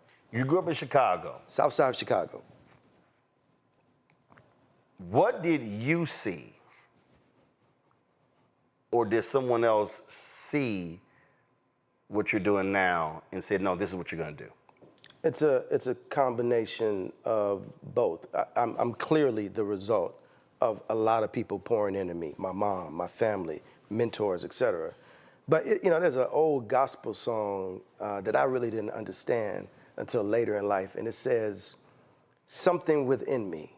All I know is I thank God for whatever that something is. As a kid who grew up on 66 in Cottage Grove in Woodlawn, I was always attracted to politics. Chicago's a very political place, but I was the kid who could tell you, even as a child, who the alderman was, who the mayor was, who my member of Congress was. I knew the president's name, the vice president. And so that seed was planted in the shadow of Harold Washington becoming the first black mayor of Chicago, which was... Now, why was that planted? Were your mother, were your folks involved in the campaign? Was it watching television, newspaper? I was always that kid at the table with adults making decisions about public policy stuff. I was the current events perfect exam. And in the book, and I tell people, there's a line from our childhood. It may not necessarily be straight, but there's a line from 66 and everything I was there into being here in the Capitol in Washington, D.C. with you and all that I've done. And I've just tried to be as faithful as possible to that line, to that seed, to that thing that I cannot explain that has been in me since a kid. Fostered and facilitated by family, by church, by mentors. But it was something that unexplainable that put this in me that makes me who I am today. Through the habits, through work ethic, through determination, through school, absolutely, you have to put in the work, but it's also that intangible that I think has always been there. Earlier you talked about working with Reverend Jesse Jackson Sr., and you had other opportunities. Yes. Who will be 84, as a matter of fact, in about a week and a half. Absolutely. When did you know, or what was it, walk people through, when you knew, whatever the job was, it was time to go? Because see, that to me is also another hard thing for people who want to fulfill dreams. Because I go back to fear. Yes. And what am I going to get paid? What's going to happen? Or whatever the heck. Not realizing that you have to know Yes. when it's time to go. I've never told this publicly, so kudos to you for getting it out of me, and what a phenomenal question. I was, when you travel with Reverend Jackson, and at the time I did, so for everyone, I was Reverend Jackson's body man. So what Reggie Love was to Obama, that's what I was to Reverend Jackson at the height of his prominence and stature, going to the White House. I've stayed in hotels I never dreamed of, traveled in ways that I've never dreamed of. And so it was one occasion. Because people have no idea, especially out of the country, Reverend Jackson is seen as, oh my goodness, as a diplomatic figure. I mean, there are motorcades. There are people don't understand how he's received around the world. No. We're down the street right now in your studio from the White House. I remember being able to drive. He would, not everyone. He could drive. We would drive the car directly up to the front door to be able to see the nation and the world, to your point, through Reverend Jackson's eyes. It's immeasurable what that has done for me. But I remember we would get on private planes a lot. Occasions people would let us use their plane, and that's how we would have to travel, because we would be in 5, 10 cities, in 24 hours. On this one occasion, we got on a private plane, and I looked around, and it finally hit me, and I said, how do I get one of these? And that was it. When I determined that I could stay with Reverend Jackson for years, and boy, it's comfortable. Boy, I'm getting all kind of access.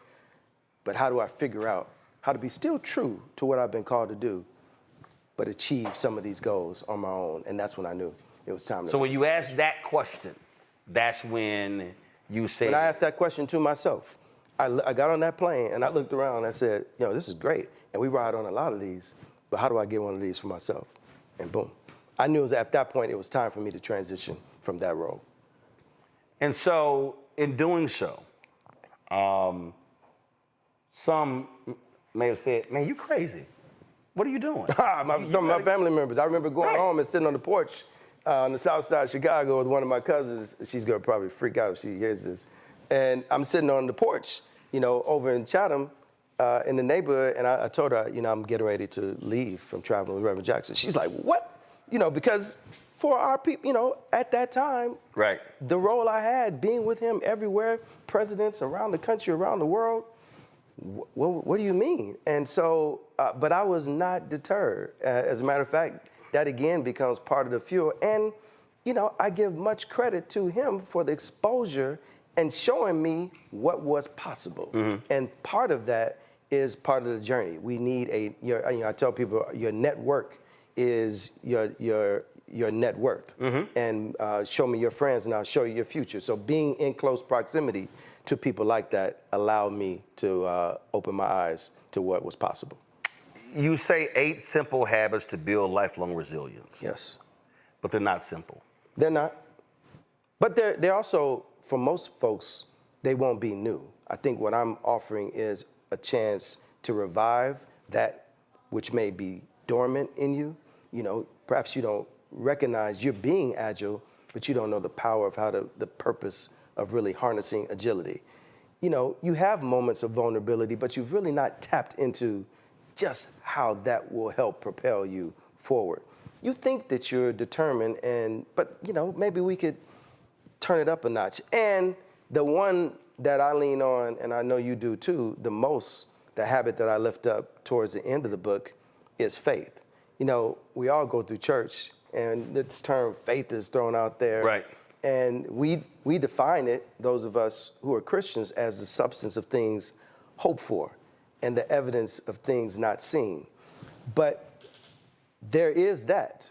But Roland, I'll submit to you, I'll submit to you that when I came to an understanding that I am the substance of things hoped for, I am the evidence of things not seen, for ancestors and aunts and grandparents and great-grandparents that I never met, who never would have dreamed or imagined that I could have the opportunity to do the things that I do. That's a different level of trigger and harnessing of our faith and how that plays into our ability to be resilient. I'm curious to hear how you answer this question. I'm sure there are people who come up to you all around the country, the world, who say, I want you to be my mentor. When that happens, how do you respond? rather immediate. I am big on giving out my phone number, my email address. There's certain keys if you're an alumnus of Morehouse College, which I'm huge on, if you're a member of our fraternity. Those are fast triggers, but you don't have to be. I tell young people especially, if you take the first step, if I give you my phone number and my email address and you reach out, I'll take the next step. And I'm proud. I hope there are young people who would say that I've had some level of engagement and input to their journey. Most of the time I say no. Yeah, why is that? Because I have a biblical view of mentorship. For me, mentors choose mentees, not the reverse. See, that's fascinating. I chose my mentors as a child. See, I'll dare say you didn't. Let me explain. Okay. The mentor has to see something in you to say, I'm willing to invest my time, energy, and resources. And I talk about dogged determination, and I didn't give them an option to say no. Right. I reached out, but that's I reached out, and I kept reaching out. But that's precisely it, though. Yeah. That's my whole point. Yeah. So my point is, your actions show them he wants this. True. And so for me, I use Elijah and Elisha. Elisha says, I want your anointing. Well, if you standing behind me when I drop my coat, you got it. But I ain't about to wait for you. Absolutely. He takes off. Absolutely. Elisha has to drop his plow and follow him. Yeah. Elijah wasn't following him. Okay. Same thing when you talk about Caleb, Joshua. Moses sends them in, y'all go serve the land. Everybody else come back, oh my God, they giants. Well, Caleb and Joshua are the only one who told them the truth. And Moses was like, okay, I'm gonna take care of y'all too, heck the rest with y'all. So what I mean by that is, so I say no. Right. To see how you respond. I got to see something in you that's gonna make me take my time. So we're saying the same thing. I say if you reach out, I'm going to reach back. But even if you reach out, you got to steal when we was at TV1, there was this young sister who worked on the staff, and she said, we were going to shoot Supreme Court. She said, well, I didn't really go to school for this stuff. I really want to do this stuff. Right. I said, okay. So she was with me, handed a camera. I want you to shoot this. Did good. Okay, fine. We come back. I sit down the next day. All right, here's the deal. I sit down with the executive producer. I sit down with one of our video production folks. We'll do this here. You could utilize my camera. So I had a camera left at the office. You could use whatever. Sure. 4 months go by, never used it. So then we went to LA for the Image Awards. I told the producer, put it on the team. You could see us in an element. Sure. Got that, really didn't do anything. And so a friend of hers hit me one day. She's like, oh, so-and-so's gonna be a star one day. I said, no, she's not doing this. And she's like, what? I was like, and so I said, nothing that happened in 4 months. So we had something going on the next month. I took her off the trip. See, my deal is, trips are rewards. You got to show me something at home if I put you on the road. This dude is tough. Oh, no, I don't play that. Gee. So I took off. Yeah. Oh, just crestfallen. Yeah. I said, I'm going to give her one more shot. Sure. So we go to Essence. Sure. They're there. Sure. Ain't handling her business. We got back. I didn't speak to her for the next 5 months. Yeah. And they were like, man, why are you so hard? I said, if you come to me and you say you want this, and I give you every opportunity to do it. Yeah. And invest the time. Yeah. I said, now you playing with my time. Yeah. And I said, so I'm gonna put this in somebody else who really wants this.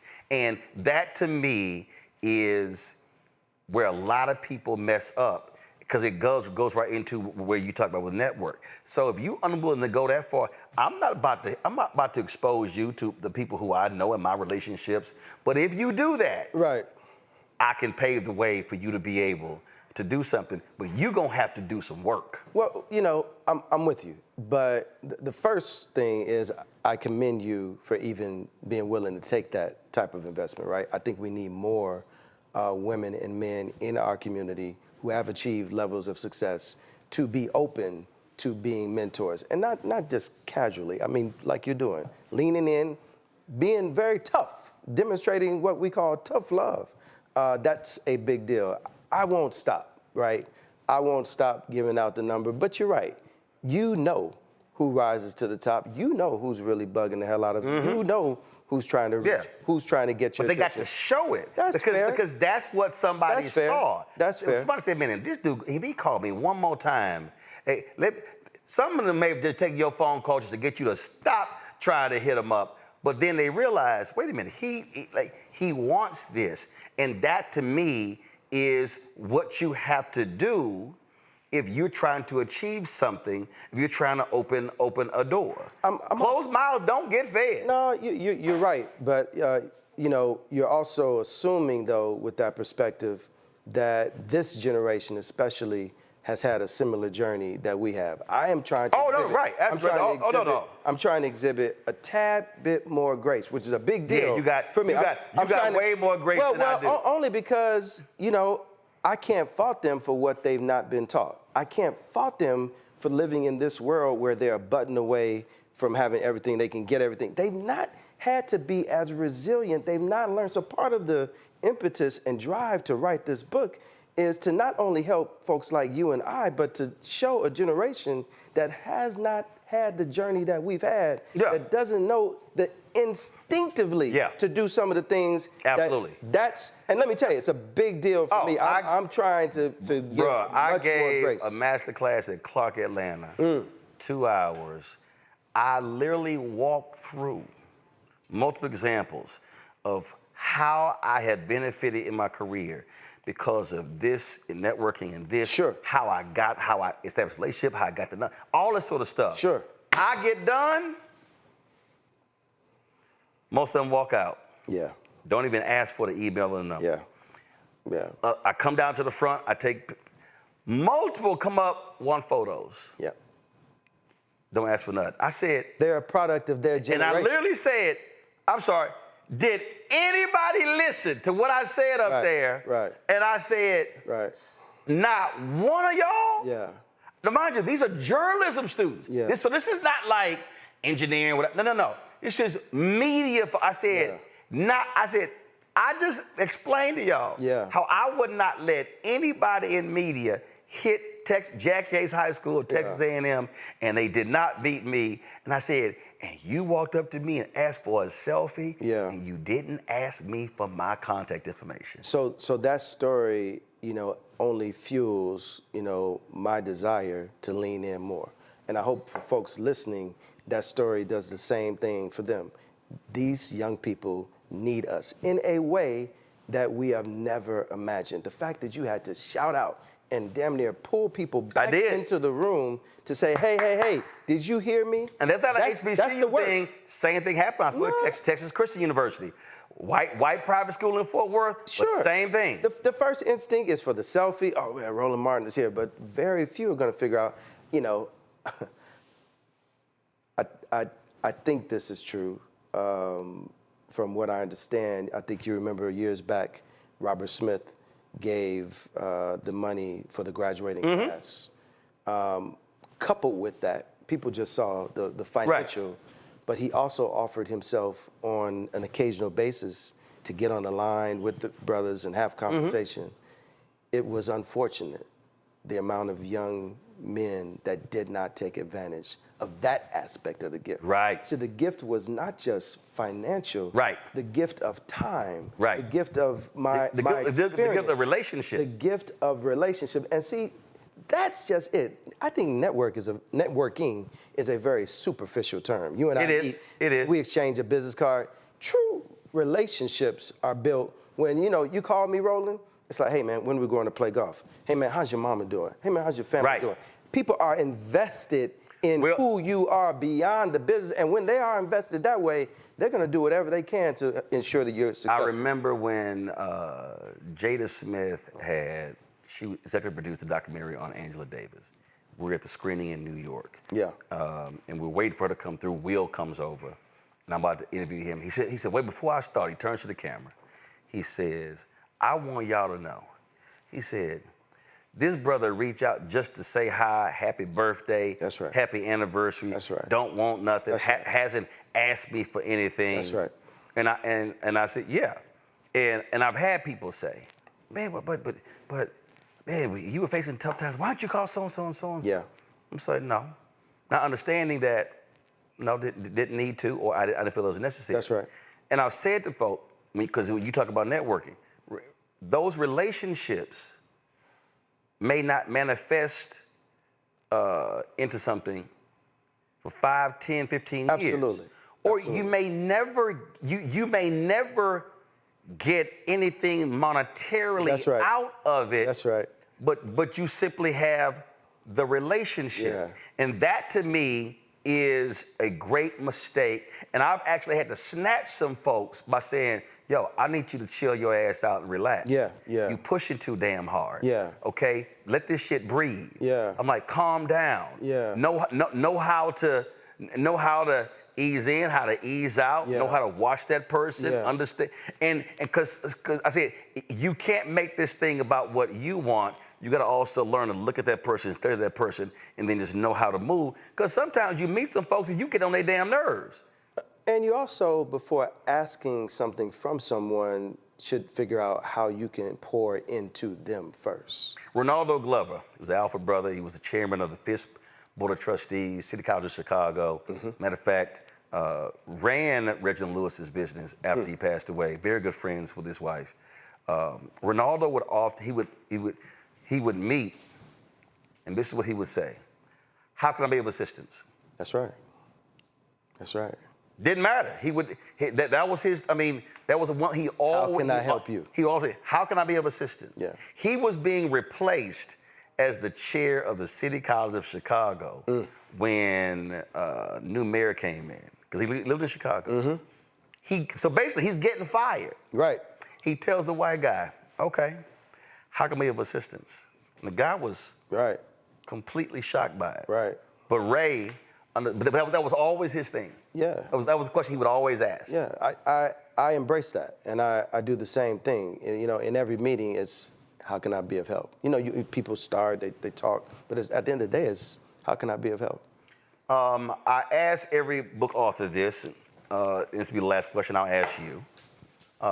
Whenever one is writing a book, researching a book, doing these things, there's always a wow moment. Something happens where they go, a memory gets jarred, then they go, wow, man, I forgot about that.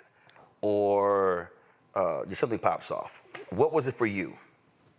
So in the process, your publisher asks you for the first half of the book so that they can do an initial review. And I thought, you know, you're writing the book before the book. Right. Yes. And yes. But I'm thinking, okay, I'm writing this book for Roland, and I'm going to give him these habits that he can use to become more resilient. She pushed the book back to me, and she said, no. If people don't see and understand your authentic, resilient journey, then it's not going to work. The most frustrating. I'm thinking, I'm proud of myself. I submitted this. It forced me to go inward. Put a mirror up and divulge things that I've never admitted, said out loud, and definitely not in this way. And I am the better for that type of liberation. That was the aha moment. Because what? For the history, your whole deal was normally private, reserved. Well, I thought I was writing a simple self-help book for Roland. That it was for you. It wasn't for me. But in order for it to help me, I need to know how you applied these things. No doubt about it. You went through. No, but that was the aha. I didn't, as a new author, I did not know that. I thought, you know, I could write this and I could shield all my stuff. I don't have to talk about you know, my resilience. Let me just. No. Because your personal story, that's actually how someone actually then connects with what you're trying to say. It's important for people to know I lost a business. It's important that people know, you know, I've been fired. It's important for people to know, you know, I struggle every day. It's important people to know that sometimes what you see on the outside does not represent what's going on the inside. But also, we continue to persist. But it's also important people to understand that, because what it also reveals, you still overcame it. That's right. The greatest mistake that I do believe that we make is, even I think with children. Yes. And a lot of parents do this. A lot of parents, they don't talk about pain and suffering. They don't talk about financial issues with their children or whatever the heck. Yeah. So then that child has no understanding of what they're actually going through. I remember I was, before COVID, my schedule was just stupid. I mean, I was always gone somewhere on the weekend. Yeah. So one particular weekend I was there, and my wife normally took my nieces to church. They would all go out and eat afterwards. And so this time we would, church was over, we driving home. They're like, Uncle Ray, where we gonna eat? I was like, home? What do you mean? Aunt Jackie always takes us out. I'm like, yeah, I know. I said, spend too damn much money. I said, okay. I said, let's walk through. So we driving. Right. So we about to have a math lesson. How many of y'all in here? 6. I'm 7. Right. All right. This is average meal. What's the total amount of the meal?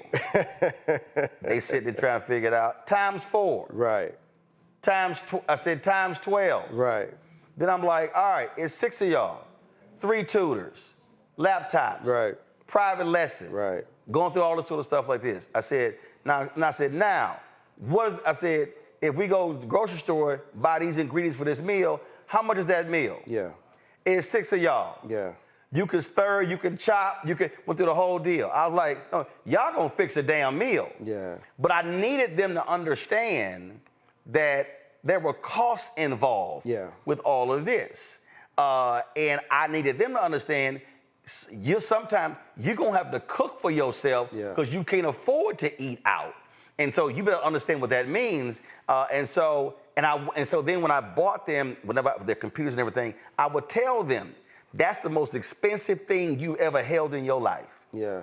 So I need you to understand, don't play with that $2,000 computer because I'm the one who has to pay for it to get it fixed. I needed them to understand that this didn't just show up just because anything happens, I could just go get another one. Yeah, my mom did not have to beat it into me. I dedicate the book to her because she was the greatest example of what it meant to be resilient. I watched the sacrifices. Mm-hmm. I knew she worked multiple jobs. I knew she was sacrificing things for herself, for me and my brother. I was a latchkey kid. I had to be at home and feed myself, et cetera. So, I'm grateful that the first example of what it means to be resilient and to persevere through hard and difficult times was my mom. I do believe one of the biggest problems for this generation and the difference between us and them. Somebody actually put a graphic on Instagram. Well, they said, don't you ever, y'all need to leave these Gen Xers alone. Because they went through stuff.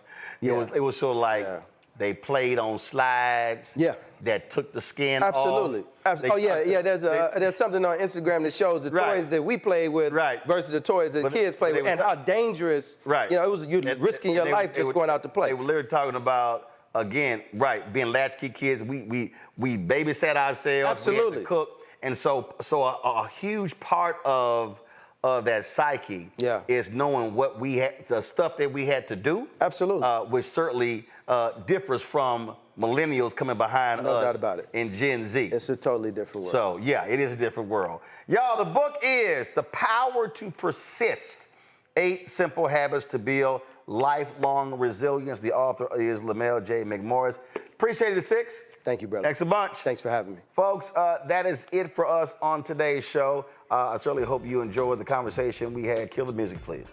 A conversation we had with both of the book authors. Be sure to get both of these books, y'all. And so both are available. Again, The Power to Persist, Lamell McMorris, and then, of course, also The Black Family Who Built America, The McKissacks, 2 Centuries of Daring Pioneers by Cheryl McKissack Daniel with Nick Childs. And so we have these conversations. We talk about new stuff all the time, y'all. And listen, we do this 2 hours a day, every single day. But I believe one of the reasons I also created this show, created this segment, is because when you look at these mainstream white shows, when you look at these networks, they aren't having deep, long conversations. Our book interviews will go anywhere from 20, 30 minutes to an hour. And the issue that I have is that very few, unless you're a big name, then you get on one of these shows, Good Morning America, Today Show, CBS This Morning, or then Morning Joe and these networks. And very few of us get on those shows. And so we created Roland's Book Club. Y'all know I'm an avid reader. I got thousands of books at home. I read 7 to 9 books at one time. And y'all know I don't read fiction. I like stuff that I can actually use, that's nonfiction.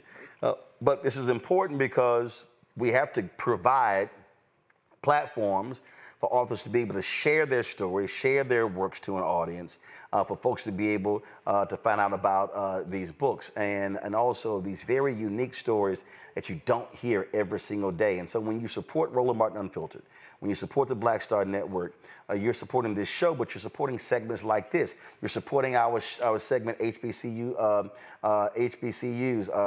You're supporting Education Matters, HBCU Connect. You're supporting Fit, Live, Win. You're supporting Tech Talk, where we focus on African Americans who are in tech. You're supporting our marketplace. We're supporting Black-owned businesses. There is no show, and I keep telling y'all this is not a lie, this ain't hyperbole, it's real. There's no Black-owned media company that's doing what we're doing. None at all. Not what we do every single day with this show, with the Black Star Network. We're working on a business show, a weekly business show. We're working on a new daily midday news show. There's a lot of things that are happening, so your support is critically important because what I also say is this here, and I spoke at the church on Sunday in Indianapolis, and somebody asked me, they said, well, you know, how do we support Black-owned media? How do we take our money? And I said, let me help y'all out. I said, a whole bunch of y'all love Starbucks.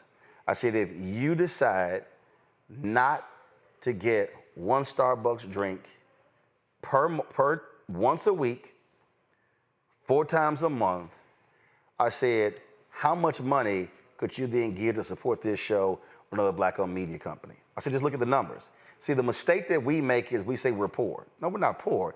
It's a matter of how we actually use our resources. And that's the difference. And so here, we've been asking the folks, if 20,000, let me be real clear with y'all, if 20,000 of our fans, this is total, okay? We do anywhere from 15 to 18 to 30 million views a month. We've got 1.86 million YouTube subscribers. We've got 700,000 plus or 800,000 on Instagram, more than 700,000 on Twitter, 1.4 million on Facebook, 105,000 on TikTok. And we're on Snapchat, we're on Spill, Spoutable, LinkedIn, all the platforms. If 20,000 people gave this show network $50 a year, I didn't say a month, a year. That's $4.19 a month, 13 cents a day. Yeah, that's $1 million. That literally handles 5 months of expenses for this entire network. That's it, 5 months. I could take care of the rest. So that shows you how critically important. If 20,000 people, Dr. King said April 3rd, 1968, his last sermon at Mason Temple, he said, Black people individually are poor, yet collectively represent one of the biggest economies in the world. He said we have to learn to move as a collective. And so if you want to see this show, this network grow, your support is critically important. I love these Simple Simon Negroes who say, see, Roland Martin, 8 years begging. But you see the result of my so-called begging. You don't just see me sitting here. We're sitting in the 5,800 square foot studio. We're about to have an event here, a broadcast going to be handling. Y'all, we can literally, matter of fact, Henry, do me a favor. Give me this shot. Give me the shot here. I just want y'all to see. We got about 60, just give me something. We got about 60 chairs in here. We're going to do this soon. We're going to actually have a live studio audience in here to actually broadcast. I don't think y'all understand what I'm saying. You can't do this if you don't build the infrastructure. You can't do this if you do not have the resources to do it. So just imagine when we have this, when we pack this room out, a live studio audience to do a conversation here. Y'all, that takes money. Renting these chairs costs money.